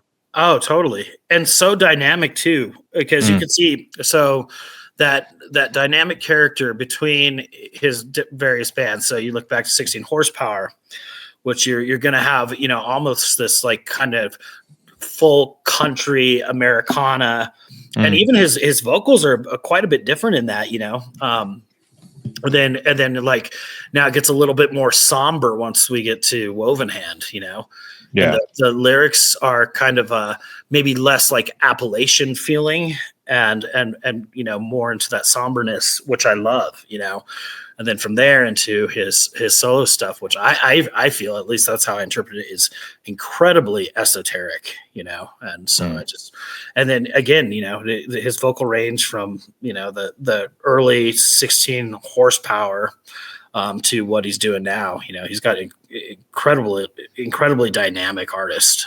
Yeah. I another of my favorites that he did was the cover that they did of a song called "The Partisan," which they had on Low Estate on that 16 Horsepower put out. Yeah. Fucking, I mean, just absolutely amazing. If you listen to that on a well-appointed hi-fi, it is so well produced. It sounds so massive, especially with that sample that they have. I mean, I don't even know what it is, but it's this weird sort of. I'm gonna fuck it up if I try and find the word for it. But anyone who knows the song is gonna know exactly what I'm talking about. There's this like just scene setting sample that like loops throughout the song. Yeah, it's just fucking amazing. Yeah, and I love Low Estate. That's one of my favorite ones. Yeah. One of the things that you do particularly well, again, with the lyrics on House of the Black Geminus, I noticed you almost kind of introduce the next song through the previous song. So if you take Maze of Phobator, for example, you've got the Sanctum of Terror, the Void Winds Hiss, I seek the door to my Geminus, and then you go into Through the Abyssal Door. It was I mean, I don't know how many people have noticed that Easter egg, but you kind of have it there. And it helps sequence the album really, really well. Yep, you're the first person that's ever caught it. That's expressed it to me, and that was entirely intentional. I wanted those transitions to be literal and caught literally in the lyrics. It's like, okay, we started off in the middle area. We started off at the hearth, and the song's wrapping up, and we are about to go through the abyssal door. And so, that's how I set that whole thing up. So yeah, well done. Until you cap it off at the end, you've got Eye of the Demon, Demon Eye. You've got I am emptiness, I am naught, extended throughout all. Yeah. Is the character you in that? Are you dead at that point? Like, well, how that is how I would interpret it on its. That's my initial impression of it. Or has always been my initial impression of it. Well, dead in it, I suppose you would be dead in a sense. Dead in the sense that where this all is taking place is the underworld, for one. So, but it would be, again, because it's initiatic, so it would be after the pinnacle of initiation. And so, but then that gets hard to relay, I suppose. Like there's always the discursive issue around trying to relay what that is exactly, because that would be ineffable. So then that's why I'm using ineffable language there. Like, I am one, I am all, and then or extended throughout all, stuff like that. When I start using stuff like that, and it's like, well, it's that's an impossibility, so really what I'm striking at is a transcendental moment, to be extended throughout all, and to, be one yet be empty, which that again is a very traditional idea. I mean, you look at stuff like Nirvana, the term, the meaning of it is, it means kind of both nothing and all, emptiness, nothingness, and everything all at once. And so that's that kind of transcendental moment right there at the end. And that's the end of the culmination and end of the ordeal. Yeah. It's like kind of one being dies, another being rises in its place. Is that how? Am I understanding that correctly? Yeah. Which is very traditional again with the idea of the concept of initiation. And so, and that's why I said initiation, especially pretty much everywhere, but you'll see that, whether it's, Greek or whatever it is, it literally was reenactments of death, and it was often phrased up to learn to die before you die. I believe that's Henry Corbin. Henry Corbin was, a Western writer who, basically put the spotlight on the Sufi mystical tradition. But yeah, anyhow, digress there. But yeah. So the album is out. Obviously, you've achieved the highest accolade that anybody really could possibly achieve, Album of the Year on Into the Necrosphere. But I mean, for a man who has these detractors, and I want to touch on that in a second, even your haters can't say anything bad about you musically. I don't think I've seen a single thing about where somebody has made a legitimate argument to say this is a terrible record. Yeah, well, and I'm open to constructive criticism. I mean, I've seen criticism around some of my shit in the past where I'm like, yeah, fuck. You thought that too. Like I was thinking this in hindsight, like, oh, that one part wasn't that great, Yeah. If someone points it out or someone points out some, whatever. Fucking I can appreciate that. Like I'm all for constructive criticism. And after listening to any of my albums, including House of the Black Geminus, there's always parts where I'm like, could have cut that down a bit. That part got a little bit repetitive. I just can't help but do that, And I think that's a healthy thing to do. Sometimes it can get annoying because you want to, especially after you've heard it so many times, you want to hear it again magically with new ears. Like I don't want to analyze it. I just want to listen to the fucking thing, But I've seen plenty of criticism around it. Most of it though is certainly not constructive. It's like boring, clownish metal band, sucks, terrible. I hate Naas. Naas is the worst band on the face of the earth. Yeah. So let me ask you, like, and we can, we can cut out anything that you don't want to talk about. But I was thinking about it earlier today. You're a guy who people talk an awful lot of shit about online without knowing you, and I've gotten to know you. I've said many times on the podcast, I back you as a fucking man's man, and I'm, very, very proud to call you a friend. But how does it feel for you? Like, is it something that you ever pay attention to? Is it something you think about? Like when you read some of the complete and utter garbage that people write on websites or on forums. I mean, the Soul Crusher Festival comments announcement was a great example of that. Of just people's fucking imagination running away with them completely. Sure. And hey, I mean, I'll admit that I know I've stirred the pot. And so fucking, but I also play black metal, but fucking where they run with this, there's not much justification, but I'm so used to it at this point that it doesn't like really get to me so much. What gets to me is of course when we have shows canceled and shit and it fucks up logistics and those kind of things. Like that's annoying. It's annoying that it can be done so easily. Soul Crusher is a perfect example. I think that when they made that announcement, I think it lasted maybe an hour tops. And you had, I think, probably about 4 to 5 individuals commenting out of maybe 20 some right there, right at the start that were like a problematic band, sketchy, check out the Blunt article. And the ironic thing about that is you had other people jumping in saying, "No, that's bullshit. Check out, the podcasts. Check out Iblis Manifestation, where he directly addresses all the accusations from the articles that you said." What's funny though is one that I see over and over is people say, if these things weren't true, Naas would have addressed it, and he has failed to do so. I'm like, how do we? I don't know what more to do. I mean, I've had at this point, I think 6 podcasts where we have, and these are just podcasts, not even just interviews. Where yes, it's been addressed directly many times. You agree with it, disagree with it, whatever, but it has been addressed, and they still say his silence, speaks volumes. His silence speaks volumes. Yeah, and I'm like, man. What are they expecting? Like someone to show up to their front door, knock on it, and say, "Hey, by the way, you need to go check these out." Until then, I haven't responded. I haven't done my part. These motherfuckers. It's just So that is incredibly obnoxious. And I will call Soul Crusher out because when this started to happen, our Parasite Gallows, our booking agency, got in contact with them immediately. They're like, "Hey, we see these comments. We see things are going south here quickly, and I, already have this whole thing. So we're used to this fucking shit at this point." It's like, okay, check out this podcast. Here's the responses to these things, just in case you care. The guy behind Soul Crusher responds in an email. In this response, in short, and I've kept the email. We have the email. Basically, that it's unfortunate that this happened, yada yada.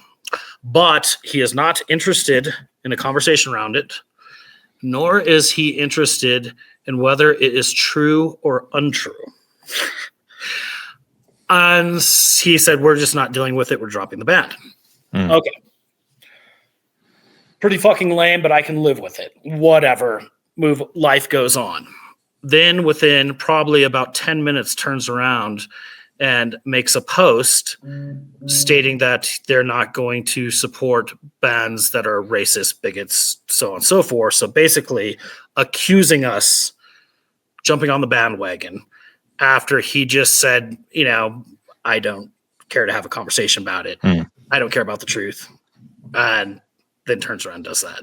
So I thought that was a pretty fucking cowardly maneuver because it was the easiest maneuver for him. It was like, how can I move on, wash my hands of this quickly? We will just condemn them outright while talking to them behind the scenes, go, hey man, sorry. We don't care about the truth. We don't care to have a conversation. Yeah.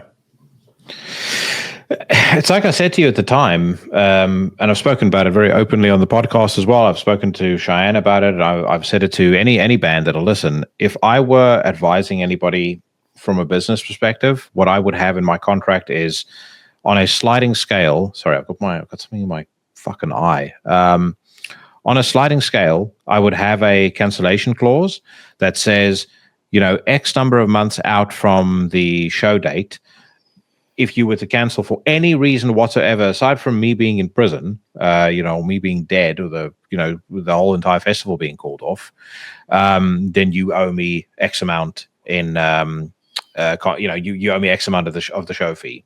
And the closer you get to showtime, because the principle is, if you gave us more time, we'd be able to make alternative arrangements to play something else, whatever the case may be.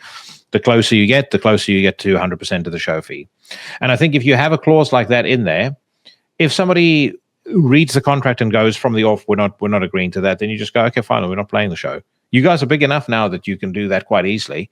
And I think you at least have the sway to be able to do it. And plus, if somebody doesn't want to agree to that from the off, they're not serious. So this way, at least you're investing your time and investing your effort into people that are serious. They're not going to buckle when some fucking, septum-pierced dickhead online, complains about Akhlys being their feelings being hurt and them being in danger because Akhlys is on a lineup. And that's the end of it. Yeah. No, and we're adopting that now based off of your advice and Cheyenne's advice, and so thank you for that. Brilliant idea. I expected it to be called the Jackie principle, the Necrosphere principle, when it is adopted into the mainstream. But yeah, dude, that's the only way to deal with it. Like nail these guys in their pocketbooks, and then they'll fucking stop the shit. If they don't, fine. I'm still getting my money. Yeah, exactly. Yeah, that's a brilliant idea. So, yeah. Now you are going to be playing Fortress, which I'm very excited about. Much better festival than Soul Crusher could hope to be. So I've never seen you guys play, so I'm super excited about that. And you're sharing the stage with serious names: Reem, Ulcerate, Abduction, 1349. I mean, it's a man's lineup. That. Yeah, we're looking forward to it, and I'm really looking forward to just being out in that area, So, as far as anywhere in the UK goes, I've only been to London, so I want to get out there more and explore and see the sights. There's not many sights to see in Scarborough, mate, but it is nice. I just warn you now. There's no Ubers, so don't make the same mistake that I did, where we stayed at a hotel about 4 miles from the venue, because I don't stay with a riffraff. So I stayed at a hotel about 4 miles from the venue, and I'm fucking on the Uber app because show's done on the Saturday night. I want to go home, and there's it keeps saying it's connecting me, and like an hour and a half later, there's no sign of a fucking cab, and there's no Uber being connected either. The place is so small, they don't have taxis. So they have a couple of domestic services, but that's about it. Bring your skateboard if you're not going to be too close to the venue. But I am looking forward to seeing you and to meeting you in person finally. Yeah, absolutely. We've been talking on and off for 4 years now, I think. Something like that. Yeah. So it's about time. What is, aside from playing shows, what are the plans now for Akhlys? Like, is there any plans from for any of your other projects, or is Akhlys the main focus now? Nightbringer, everything else is on the back burner. Yeah, Akhlys is the main focus for sure. I've hinted at and played around with the ideas of the Bestia Arcana, and me and VJS have talked about doing one last Nightbringer. We've been talking about it for fucking years and years, and I think it will happen at some point, but it's not it's not in the forefront by any means. And so Akhlys is my main focus. I mean, I've just gotten to the point now where I'm just gonna pour everything into it. Yeah. It's my love. It really is just like the band I felt like I was supposed to do.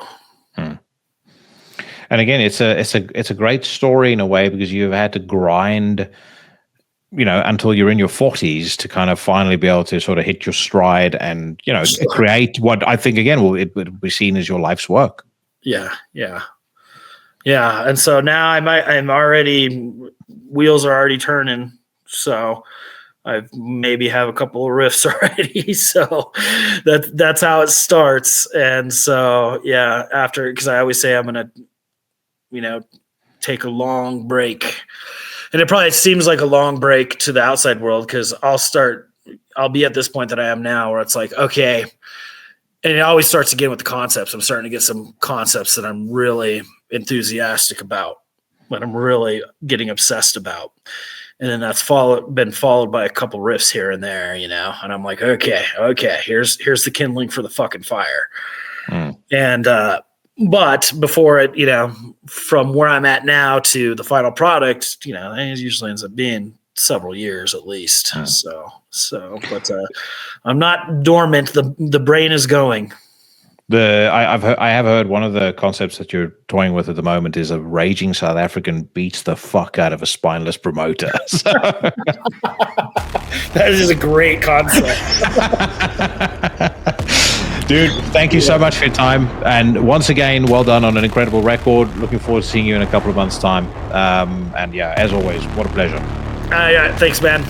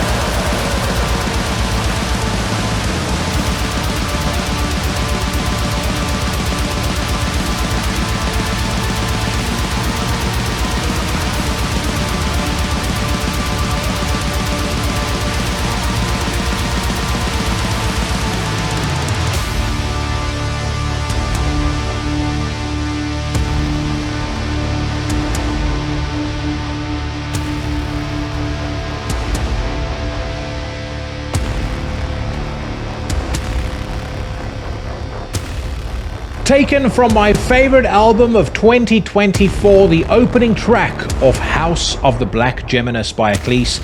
The song you just heard is called The Mask of Night Speaking. If you still have any energy left, make sure you head over to Bandcamp and you check out the entire album if you've not already done so. Also, make sure that you're at Fortress Festival if you're living in the UK or if you have the means to travel to the UK, because you will get to see Akhlys perform alongside Ruim, Ulcerate, Abduction, and many other great bands. 1349, as I mentioned, I will be there. So what more excuse do you need? Massive thank you to Naas for his time. That really was an absolute pleasure. It always is talking to him. But I think on this one, we really kind of got to the personality, the personal side of things, more so than we've done before. And, you know, that just makes the conversation that much more enjoyable. It's why I've said when I have repeat guests on the podcast, a lot of that preamble, a lot of the tension that you have, the natural tension that you have at the beginning of a conversation goes away. So, yeah, loved it. Great way to cap things off as far as the celebration of last year's best records is concerned. But we're not done with the Akhlys love just yet, because next week my guest is going to be Eogon, the drummer for Akhlys. So a bit of a different perspective. I actually had the idea to talk to him when I saw him on, where was it? On the Brutal Assault YouTube channel. They posted, and I shared this on the socials as well. Many of you have probably seen it already, but they posted a excerpt from a Akhlys performance from Brutal Assault last year. Watch this dude playing drums, and I thought to myself, I fucking have to speak to this man. An incredibly talented musician, an incredibly technical, and just absolutely badass drummer. And I can't wait to talk to him. I'm sure you guys are looking forward to that as well. So that's coming your way next week. In the meantime, like I said, House of the Black Geminus, available on Deborah Memorti. Akhlys, you know, one of the very elite of the elite bands in black metal as far as I'm concerned. Hope you guys support it. Hope you guys enjoyed it. Right now, if your surname is Kiesling and your name is Chris, pack your shit and hit the bricks, because this is my weekly news rant. Round them up for judgment. And hang them where the world can see. We kick off on metalstorm.net as always. Pickings rather slim this week in terms of new singles, but I'm sure we're going to find a lot to talk about either way. We are most definitely not going to be listening to Udo Dirkschneider's latest single, London Leather Boys. But I am intrigued by news that Entombed are working on their first album since 2007. It says here, it's been 18 years since Entombed released their most recent studio album, Serpent Saints, The Ten Amendments, but the band just announced that they are now in the studio working on a new record, which will see half of the original lineup, including guitarists Alex Hellard and Ulf Sederlund, as well as drummer Nikke Andersson reunited. It's not known who the vocalist of the album will be, but it will mark Entombed's first since 1991's Clandestine, not to feature longtime vocalist LG Petrov, who passed away in 2021. What's really interesting to me about this is the note that the band themselves put up on Facebook. I'll explain why after I've read it to you. It says here, back in the studio after all these years, we started working on new material at Nikke's studio, digging into the riffs, tones, and everything in between. Even dusted off the PV Studio Pro 40, the same amp used on Left Hand Path, to see if it still has some magic in it. Things are coming together, and we can't wait to share more with you all as soon as possible. The comment about Left Hand Path I do find intriguing, because it suggests to me that Entombed might be shooting for something old school, and I'm most definitely on board for it. It's not going to be the same without LG Petrov, but if I might offer a suggestion of my own, if they are short on vocalists or short on ideas, they might want to pick the phone up and reach out to Matti Karki of Dismember. If you listen to those early Dismember records, like An Ever-Flowing Stream, Indecent and Obscene in particular, I can just hear his voice suiting Entombed extremely well. And, you know, in my view, in my experience at least, the metal scene loves They love when the metal scene puts on a united front, when bands put on a united front. So having him there, I think, will lend a sense of occasion to it. I can't see that he's hugely busy doing anything else. The last Dismember album also came out back in 2008. I know they've been working apparently on a new one, but I'm sure he can find time in his schedule to go and record some vocals with the band, and that, I think that would be absolutely awesome. But I mean, whoever they choose, I'm curious to hear what it sounds like. I did actually quite like Serpent Saints. So, they weren't necessarily a band that when things fell apart for them, they were, way off form. I mean, I know, Latter Day Entombed is certainly not held in the same esteem as Left Hand Path and Clandestine. Clandestine is my favorite album by Entombed. I said that way back when we did the Remembering LG Petrov episode. But I'm still excited to hear what they do next. There's also news here of Talker, who are announcing a spring tour over Europe. It'll remain to be seen just how many of those dates will be allowed to go ahead, which brings me to something that I thought I should mention. I made the jibe in the intro to the news rant about one Chris Kiesling.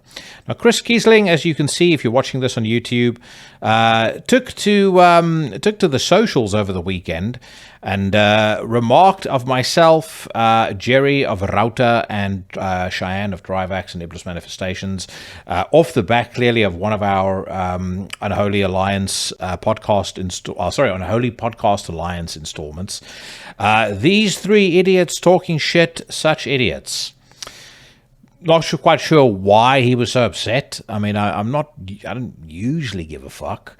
But, at the same time, I can't let somebody try and run down the good name of old Jackson on the socials without at least commenting back.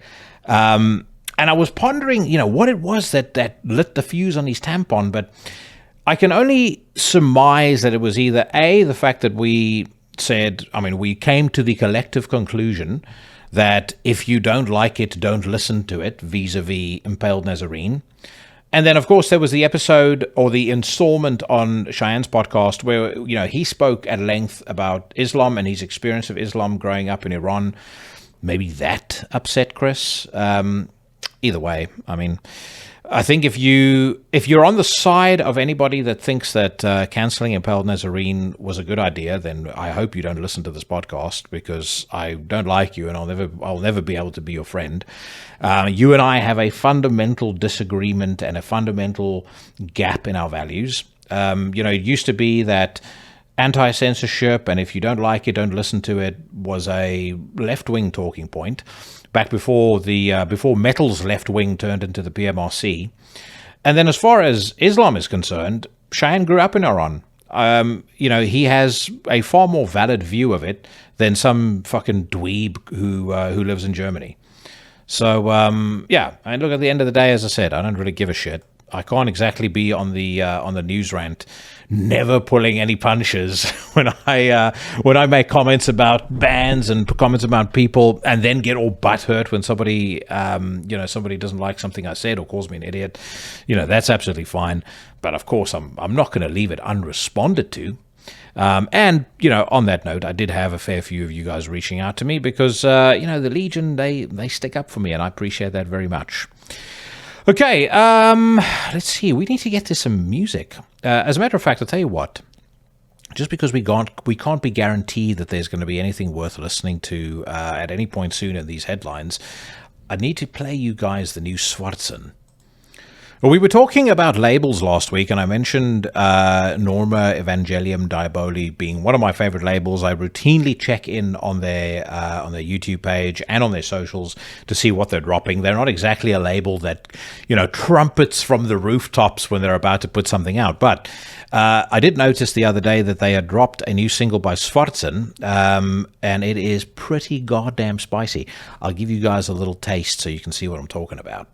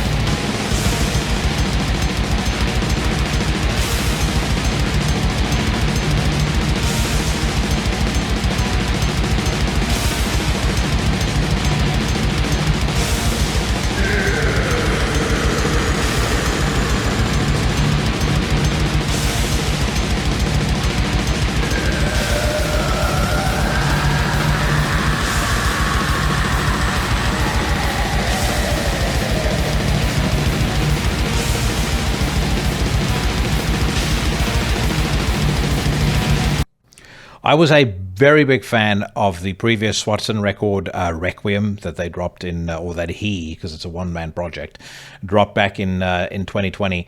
I believe it actually made the top 20 of that year for the podcast. Regardless, this to me sounds like a big step up from an already excellent template that they had set with that record. It is, I mean, the riff sounds positively venomous. Those vocals sound more aggressive and more unhinged than ever. Love the production. It's gritty, but it's raw and gritty, but it still has a lot of punch and a lot of great low end. To me, this is all the makings of a very strong contender for one of the year's very best. And we've been on a bit of a tear. I kind of felt like towards the end of January, I felt like, well, things are a little bit slow. Then you do have to remind yourself that we were just incredibly spoiled with some of the weekends that we had, or the weekends for new releases that we had last year. But so far this year, we've had Abduction, we've had Scour, this is now coming out. That song, incidentally, in case I didn't mention it previously, is called Hellstorm of Fenrir, and the album is going to be called Vortex of the Destroyer. It's going to be released on March the 28th, 2025, just a day after my birthday. So yet another omen as to why you need to pay attention to this record.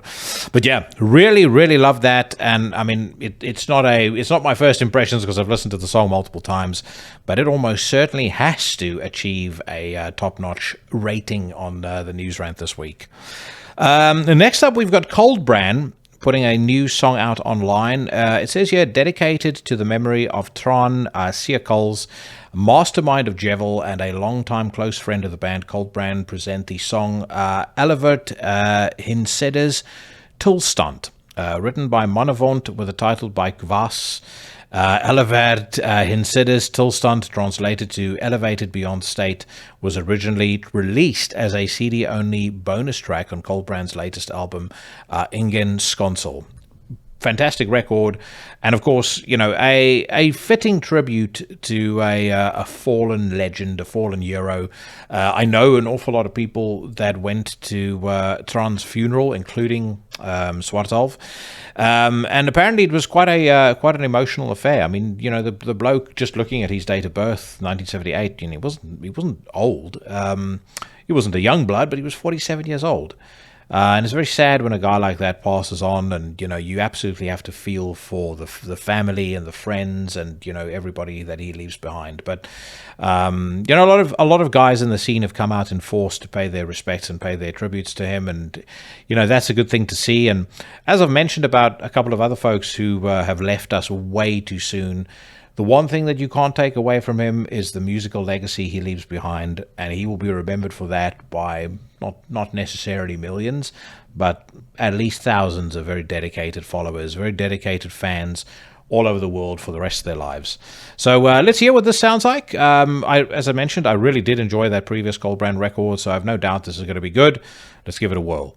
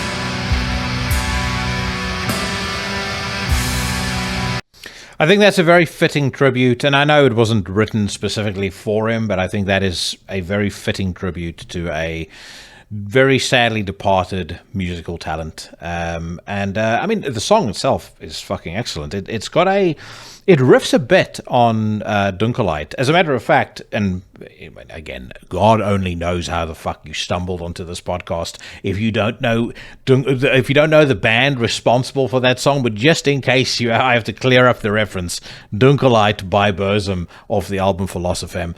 Even that feedback at the beginning of the song is kind of in the same key. I was almost expecting the song to start. You could take that keyboard line straight out of Dunkelheit and layer it over that song, and it would fit in perfectly. But what Coldbrain have done extremely well here is elevate the bass into something that's playing these contrasting bass notes against the main riff, and I think that adds some real atmosphere and some real magic to the song. So another top notch for me. Great song. As I said, from a great band. If you haven't checked out Ingen Skonsel, it is a album that most definitely needs to be on your radar. Love it. Absolutely love it. All right, let's quickly turn to a question or two. I don't have all that many questions this week because I didn't put a call out to the Legion for questions. I'll do that again in probably a week's time. What I would say, by the way, when it comes to questions, a couple of folks send questions in and they were sort of apologetic about the fact that they might be asking something that's not musically related or not directly related to music. You can ask me whatever you want. I mean, that's the whole point of doing the Q&A and doing it on the news rant. Everything goes on here. I've intentionally steered away from talking about too much political stuff, or at least directly political things that I think are divisive. I mean, I have my own thoughts on stuff, as everybody does. But I do feel like, I mean, it's such a hot button topic at the moment, and honestly, there are better things in this world to talk about. There's certainly better things that we can be. There's things that can bring us together. When the vast majority of politicians, I think, revel in the fact that they have us at each other's throats 24/7 on social media. So I don't want to contribute to that in any way. If I have a guest on that steers the conversation in that direction, of course we're going to talk about it. It's not something I'm going to steer clear of. But it's not something that I necessarily want to bring into the conversation willingly. But if you guys have a question about anything like that, send it in. If you have a question about, I don't know, fucking, what car to buy, love trouble, girl trouble of any kind, I'll answer those as well to the best of my ability. But the question I've got is from K.R. McCoy of the superb band Obsidian Shrine. He says, what are your thoughts on the Venom Inc. debacle? There's no longer any members who are in Venom associated with the band. Initially, that was a tough one to answer because I thought to myself, I can't exactly sit here praising Napalm Death when, technically speaking, yes, Barney played on, I think, half of Scum.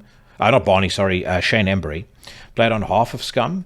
But there are no more original members in Napalm Death, and there's a couple of bands that are like that. But with Venom Inc., I think it's a little different in the sense that, they're a derivative band off a band that was already quite well established. Napalm Death, Scum was their debut record, and, there were demos and, tapes and stuff being traded. But at the end of the day, the vast majority of what they've put out as a band has been, with certain key components of the lineup intact. Barney, Shane, Barney, Shane, and the like. Whereas Venom Inc., without anybody from the original lineup, I just think they need to call it a day. Call it a day, name it something else, and carry on as you were doing. But there's absolutely no reason for you to be associating yourself with Venom anymore if there is nobody from the band, from the original lineup anywhere near the band, and from my understanding, they don't want anything to do with you. So that's my take on that. But again, I understand it's tough. It's like I said about Sepultura a while back.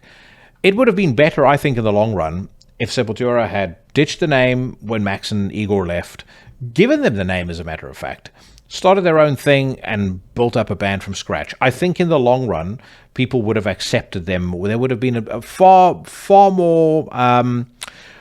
greater willingness from people to accept them. But it's the legacy and it's the expectation attached to the Sepultura name.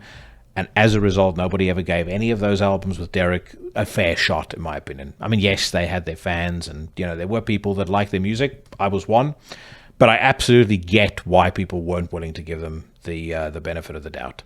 And I think it would have been better for them in the long run to go a different way. I think the same thing applies to the lads in Venom Inc. Okay, Eschaton USA put out a new single. It's called Antimatter. Technical death metal unit Eschaton have just released Antimatter, the second advanced single from their upcoming third studio record, Tectalitarian. Additional details of the latter coming soon. Let's hear what it sounds like.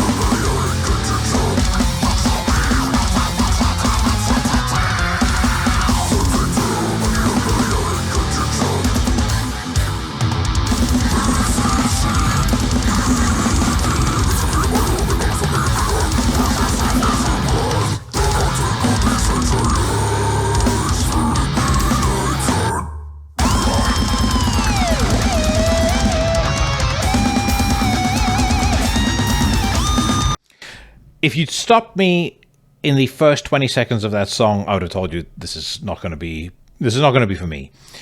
But I will say, and you may have picked this up if you're watching this on YouTube, but I couldn't help but smile on more than one occasion on that track because I think these guys nailed it. And if you want to have, if me, a naysayer in the main of technical death metal, can be used as a litmus test, that convinced me. Thus, it may potentially convince others. You know what it reminded me of a little bit? Antithesis by Origin, which I think is, in terms of this style of technical death metal, I think that's one of the best examples of a band that do it properly. As a matter of fact, Origin hit it out of the park with Echoes of Decimation, Antithesis, and Entity, in my opinion. Later on, things started, the train left the tracks, so to speak. But yeah, I think these guys have pulled off something similar. And I mean, there's a pretty significant amount of experience in this band. I mean, you've got guys that have been in Arsis, Deeds of Flesh. Let's see what else I'm seeing on on Metal Archive. You've got Spawn of Possession, Necrophagus, Arlen City Massacre. So yeah, these dudes have been around the block. They know what they're doing. Clearly, you can hear it. That's a great song. Definite, at least a thumbs up for me. I don't know if I'm ready to give it the full top notch, but it at least merits a thumbs up. Moving on, we've got Embrional, who've posted a new track. Poland's death metal ensemble Embrional, featuring members of Azrath, Furia, and Christ Agony, shares a new single, Obliteration Rites, with accompanying lyric video. The song foreshadows the band's third studio album, Inherited Tendencies for Self-Destruction. That'll be due out on March the 21st on Agonia Records. I don't think I've ever heard Embrional, but I do like Christ Agony, and Azrath have had their moments too. So let's give this a little look-see.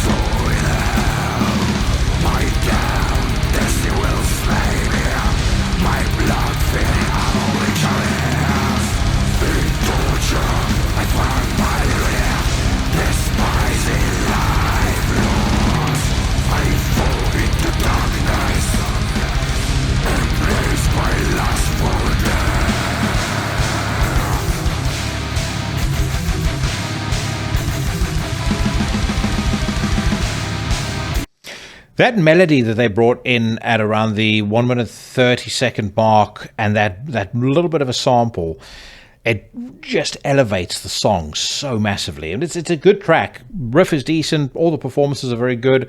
Great, nasty, snarling vocals. But just adding in that bit of melody and adding in that sample, doing something that is just left field enough to not be, kind of complete dog shit or completely pretentious or feel like it's shoehorned in. Just doing that and it working as well as it did, fantastic. Makes the song a million times better, in my opinion. Top notch. I think that's the third top notch we will award for today. It does remind me of something. There is a band that I have raved about previously on this podcast, and if you haven't checked the album out yet, you most definitely need to. They're also from Poland. They're called Outer. I will play you guys a track in just a second, or just at least a little piece of a track. Split up, apparently, which really upsets me, but they put out an album back in 2018 called Hollow Earth, and I think it is one of the most slept-on records possibly in all of extreme music. You're going to find out why in just a second. So this is the second track off of Hollow Earth, which was their second album. The track is called Order of Abhorrence. I'll let you listen for about maybe a minute or two, and then I'll tell you what I think after that.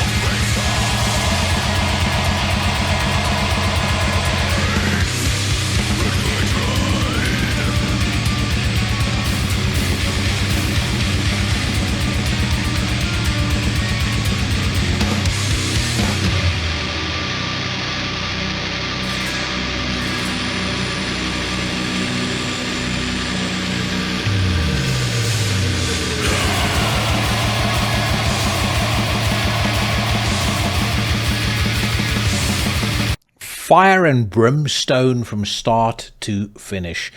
I exchanged messages once with Phil at Deborah Morty about this record, and he also agreed. I think he couldn't quite piece together why this wasn't better received. I could never wrap my head around it. Like, this band to me felt like they should be a breakout superstars, of the many that are on that Deborah Morty label as it is. But absolutely fantastic. If you haven't listened to this album yet, do yourself a favor and check it out. Came out back in 2018, as I may already have said. And just having a quick scan across Metal Archives and looking at what the guys in the band have done post-breakup, the vocalist Harvest, he's joined Kyr, and we did play a track off their 2024 album, L'Appel du Vide, last year. Very good stuff. It seems like the two guitarists didn't really land anywhere, and I think the drummer has done some session work for a couple of bands. But, I mean, again, dudes that have this amount of talent, they should not be letting that talent go to waste. Anyway, let's move on. We'll move on to another question, as a matter of fact, before we listen to any more music. So the next one we've got comes from Dry Lung Vocal Martyr. Love this question, by the way. He says, if you had to be in the studio to attend the recording sessions of one of your favorite extreme metal records, which one would it be and why? I think that's an easy one. As I said, it's a great question, but I think it's an easy one. The Mysteries Dom Satanas, without a doubt. When Attila was talking about it on the show, I mean, I didn't deep dive into it more, and I'm kicking myself that I didn't. But I also knew that I was under time constraints. I couldn't keep him on for more than an hour, so I kind of had to wrap things up in the space of 60 minutes. I would have loved to have gone in depth around some of the things that he and the other folks in the band were doing while they were recording that album.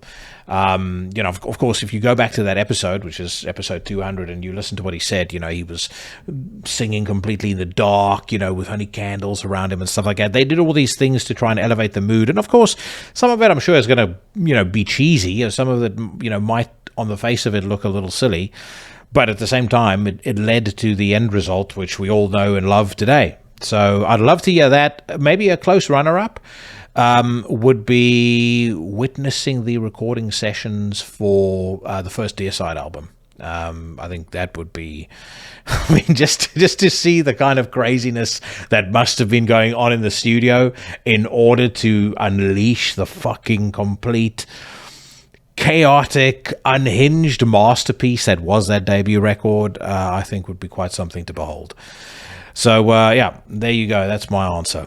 Cabal Redemption denied single debuts. I got an email about this over the weekend, and I haven't really heard Cabal before. It says, as the release of their fourth long player, Everything Rots, approaches, Cabal unleash another ferocious slice of deathcore, which is probably the reason I've never heard it, because I've most likely never paid any attention to it. With a new single, Redemption Denied, the new music output is ready to be released on March the 21st via Nuclear Blast Records. Let's see if this is going to make me feel. Actually, fuck it. Let's just listen to it.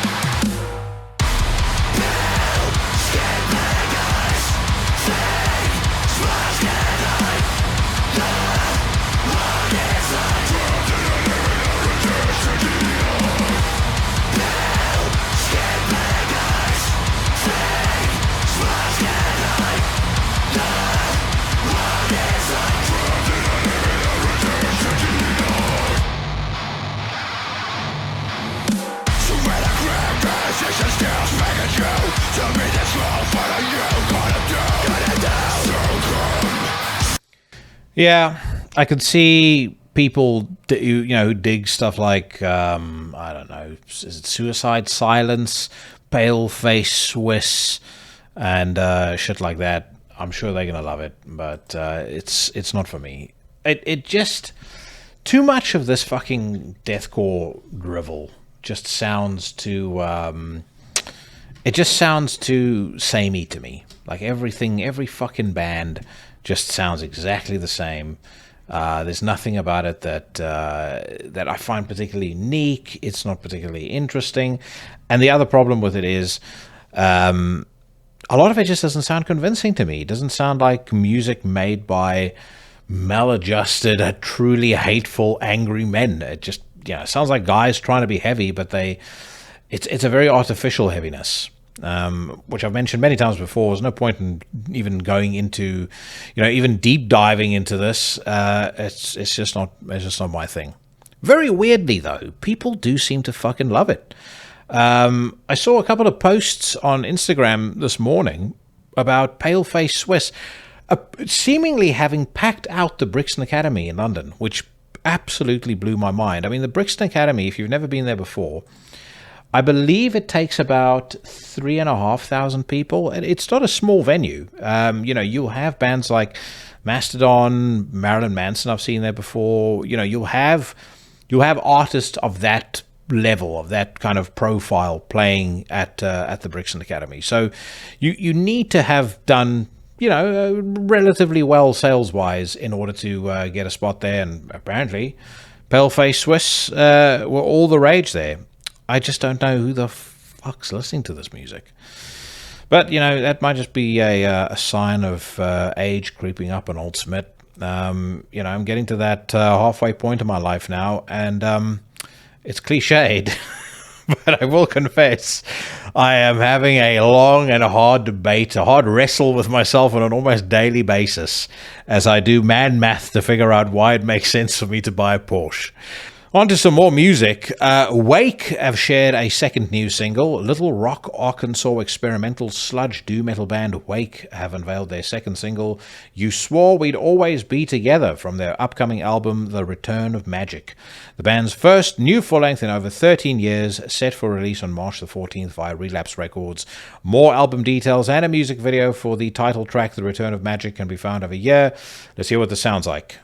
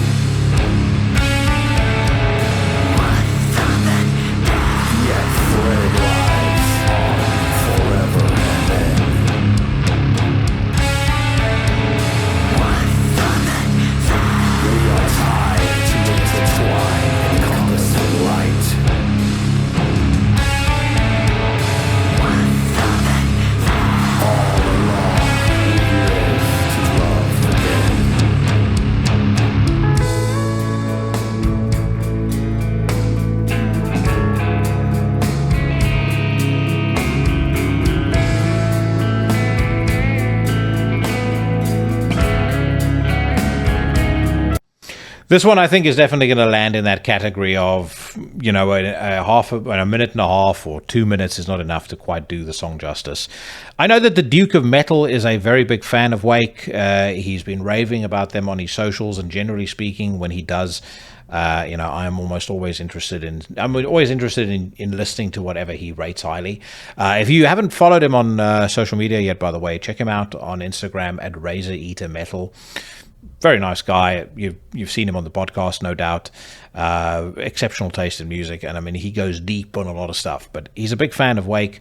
This sounds interesting to me. I'm on the fence as to whether it's something that is going to be, fully up my street. I'm pretty open-minded when it comes to music. I do have certain values, certain principles by which a band needs to abide in order to make the cut. But it's not bad. At least what I've heard so far isn't bad at all. Let's do one more, and then let's do another question. Kardashev announced a new album called Alunia. It's out this April. Tempe, Arizona atmospheric death metal band Kardashev have announced their third album, Alunia, set for release on April the 25th via Metal Blade Records. Alongside the announcement, the band has unveiled their first single, Reunion. Check out the lyric video below. Let's do that right now.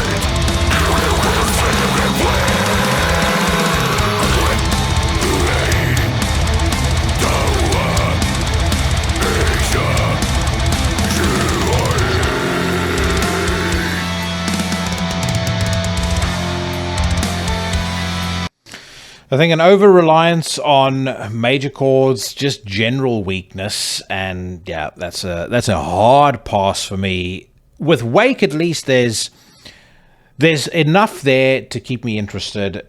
It sounds a bit dark. There's at least a little bit of an edge to it. There's also a fair bit of major chord use, but I can see past it. I don't think with Kardashev that's possible. It sounds very plastic to me. And again, you know, go back to the best of the best death metal. Deicide, Morbid Angel, Immolation, Cannibal Corpse, as mentioned last week, digging that eaten back to life again. You know, I dusted that off for the first time in years and was reminded how fucking brilliant it is. Dismember, Sinister, the list goes on. That does not cut it. Perhaps it does for the young bucks. But they're definitely not people that are going to be allowed to come to my house and listen to music on my hi-fi. Right, one more question. Riley Rust Fish Hunt asks, what are your thoughts on Patriarch's Prophet Ilja, if you've had the chance to listen? I listened to it once. I did quite like it. When I played a song on the news rant, I really, really enjoyed it. But I mean, the album itself, I don't know how much it's managed to grab me. I've certainly not had any inclination to go back and listen to it. I mean, right now, I mentioned earlier the releases this year that I've really been impressed with. Scour, Abduction, the Sepulchral Curse album is superb. There's a couple of others, but it's Patriarch.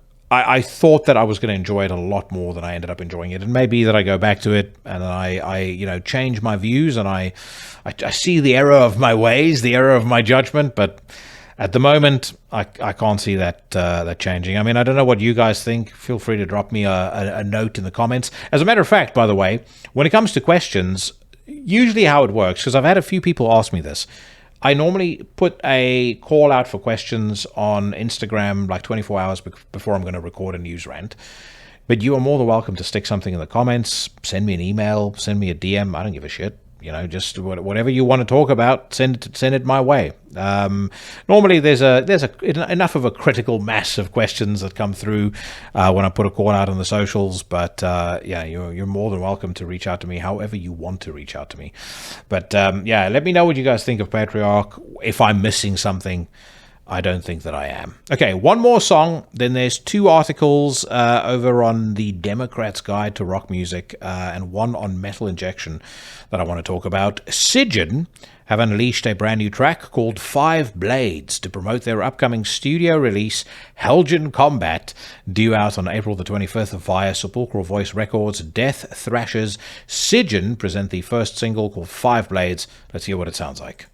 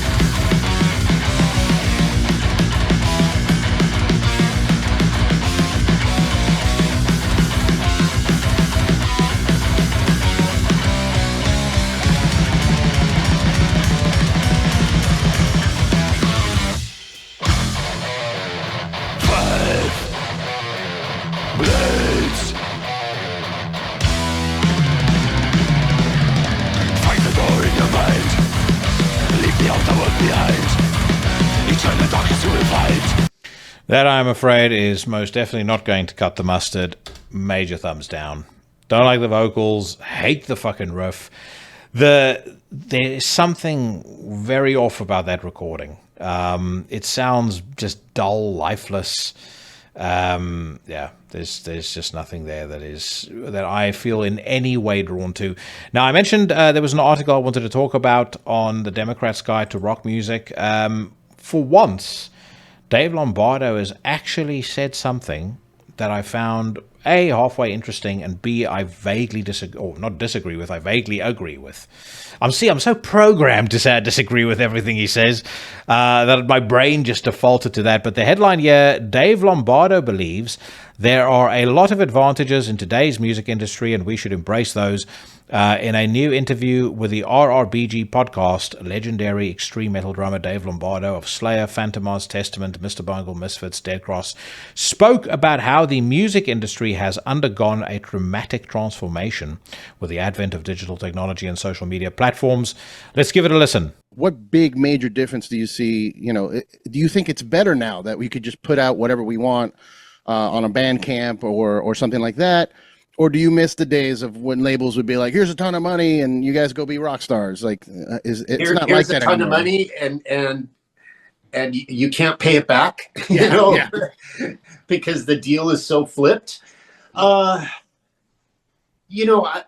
I enjoy, okay, we all know the negative part of it, obviously the change we've had to witness. But hey, that's evolution, that's life.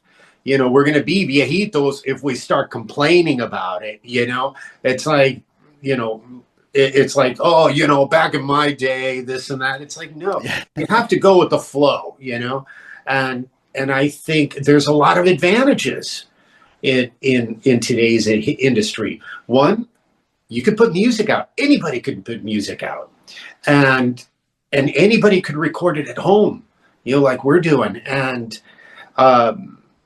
there are just so many advantages. The research that you can do online, to clear up any questions, if you have an idea, if you have a problem, all those are brilliant advantages. And I think we should embrace those and use them to our benefit. I think also if we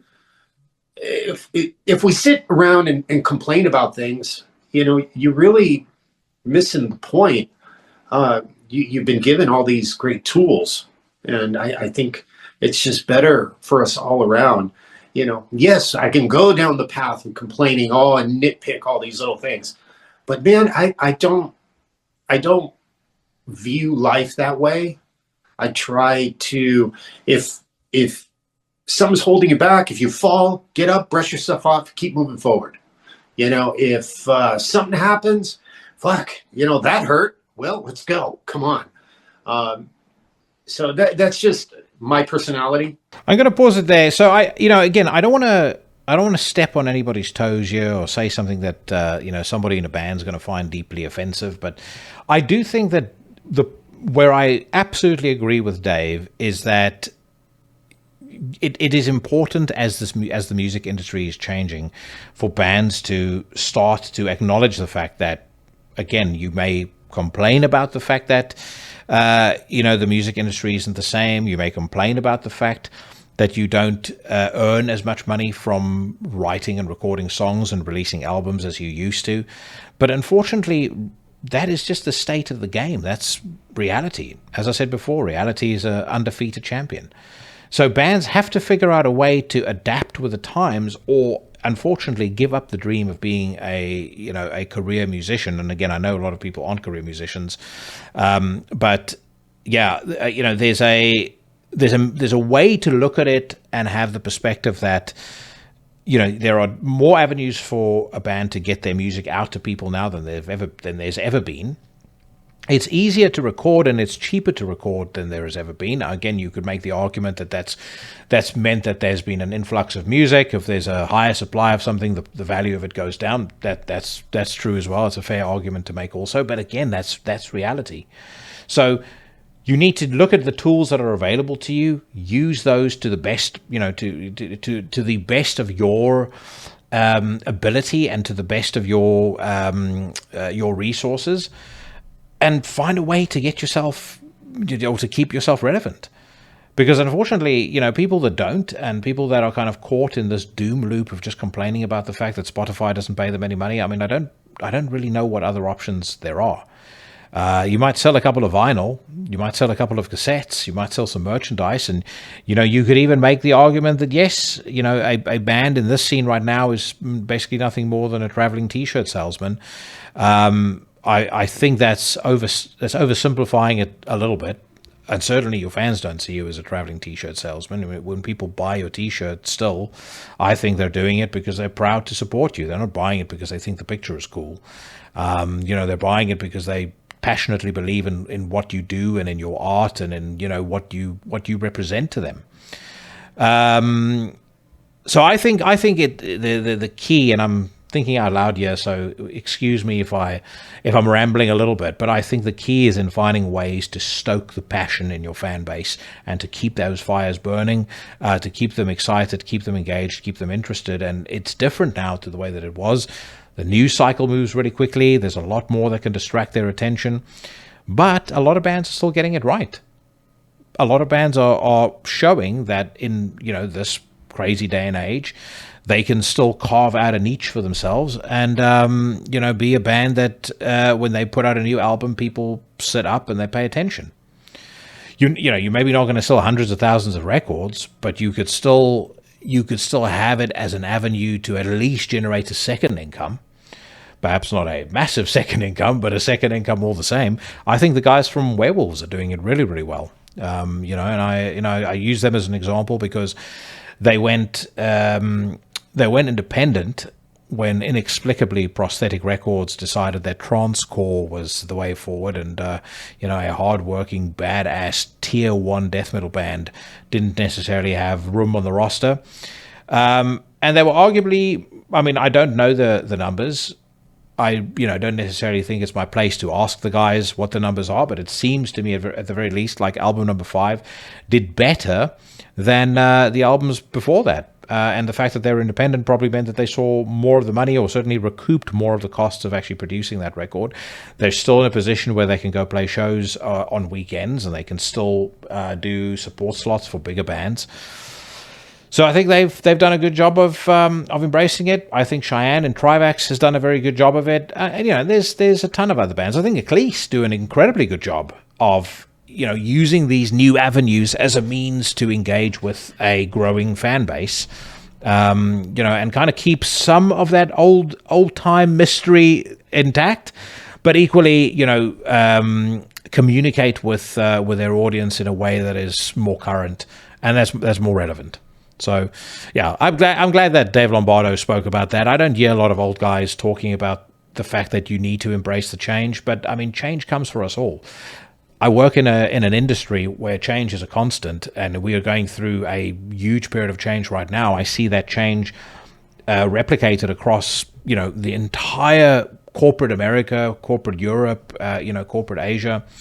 And it's unstoppable, unfortunately. You can argue against it all you want, but nothing's going to change the fact that it's happening. So I thought that was quite interesting. Now I want to head over to Metal Injection. There was one year that I wanted to check out as well. This is more for nostalgia's sake, but I figured it would be a nice way to wrap up the news rant. Steve DiGiorgio remembers how Chuck Schuldiner pushed his bandmates to greatness. There were no margins. He was a try-anything kind of guy. He allowed players to be themselves, bring their personality in, and decorate his riffs. Says here in a recent interview with Didario and Co., veteran metal bassist Steve DiGiorgio reflected on his time playing with the late Chuck Schuldiner, the mastermind behind Death during the 1990s. Let's hear a clip. Working with Chuck, he established the song with his riff, and he would allow the players around him to take that and interpret it as they saw fit, as long as he still had that direction that he set out. He really pushed the players to add to that stuff. There was even times where I would write something a little counterpoint, something going crazy, and I'm thinking like, oh, he's gonna hear this and he's he's probably going to want to tame it down because it's a little brave. And he would just shake his head. And he'd be like, man, I know you could do more.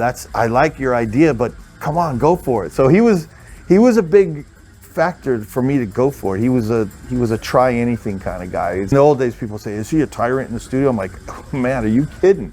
This guy's the most open-minded free thinker. And there was times where your ideas steered a little bit away from what he was looking for, and he would rein you in and say, can you save that for over here, because maybe I have a harmony part that comes on, I don't want it to clash. He wasn't just letting everything fly. He was a good quality control, but he had enough confidence in his own composition ability that he could allow players to be themselves, bring their personality in, and decorate his riffs, and it's still his composition, still death, and more people enjoy it because now there's the drumming world is interested in his band. Bass players are interested in his band. So he welcomed this kind of activity because it just drew people in. And then you see the catalog, it's this iconic band with brutal death metal with musicality in it, you know? He came from a very brutal background. So the early stuff has this guttural, demonic vibe, but his interests were in power metal, classic metal, melodic singing, Bruce Dickinson, Rob Halford, King Diamond. That was always trickling in and influencing his evolvement as a writer. These really major progressions and like happy notes are getting thrown in a brutal context. There's this hybrid in there, and I think that set him apart because he didn't have this really narrow margin of this is death metal. There were no margins. If it sounded a little happy, that's good. Well, maybe the next part will get dark again, and we'd go back and forth, and I think that gives death its distinct character. Again, I'll stop it there. Shout out to, I think it was the RRBG podcast and the Dario and Co podcast, because I've stolen your content, but it is for me to discuss. I mean, I love hearing a positive story about a fallen legend. You know, I've heard various tales told about Chuck Schuldiner, some positive, some negative. I've always held him as a musician in exceptionally high regard. I've spoken before on the podcast about how much human spiritual healing, individual thought patterns in particular, how much that meant to me. Symbolic and the Sound of Perseverance, I think, are absolutely phenomenal. But I think every single thing that he did was incredible. Scream Bloody Gore, masterpiece. Leprosy, masterpiece. They all are self-contained masterpieces in their own way. And I think the Sound of Perseverance, in particular, to me, stands out as something that concluded on such a poignant and such an emotive note. It was the perfect way, in a set of very tragic circumstances, to cap off such a glittering career and a legacy that is going to be so influential until the end of time. There will still be people discovering Death's music 50 years from now, 100 years from now. When everybody has forgotten about, fucking Fetty Wap and Cardi B and God knows what else. People are going to be digging out human. They're going to be digging out spiritual healing. My children's children are going to be singing, "Why don't you pull the switch?" or throw the switch, pull the switch. Regardless, Death is a incredibly special band, and I'm glad. I think it says an awful lot when you got people still talking so positively about you after the fact, but it really says a lot for the way that he worked in the studio, that he was willing to bring in, and he did bring in the absolute cream of the crop as far as musicians are concerned. I mean, if you go down that list of current and or at least last known and current members, past members in Death, I mean, fucking hell, he had some incredible players who joined him. Technically amongst the most proficient on the face of the earth. Just Steve DiGiorgio is an example, one of my favorite bassists, if not my favorite bassist in metal. So it's good that when he brought them in, he deployed them to be utilized and play entirely to their strengths. So rest in peace, Chuck Schuldiner, and I really loved listening to that interview. Do yourself a favor and check out the whole thing. Steve is a fascinating cat, and I think I'm going to have to see if I can get him on the podcast at some point. Now, next week, as I said, Eogon of Akhlys is my guest, part 2 of my Akhlys double shot. We're going to be talking about a whole bunch of stuff, including how he got into drumming. There's a bit of a secret in that that's going to blow your mind, especially when you hear how I mean, everyone knows how good of a drummer he is. The week after that, I've got John Jarvis of Scour. That was an interesting one. I have had John on the podcast before, obviously, as most people should know. On this occasion, I caught John at the tail end, I think, of a day that had consisted entirely of interviews, and I think he was a little bit tired. But around about the half-hour mark, you know, he really relaxed, and then the conversation started flowing. So that's going to be coming your way in 2 weeks' time. And then the week after, I have got Chris from the band Destructor out of Australia.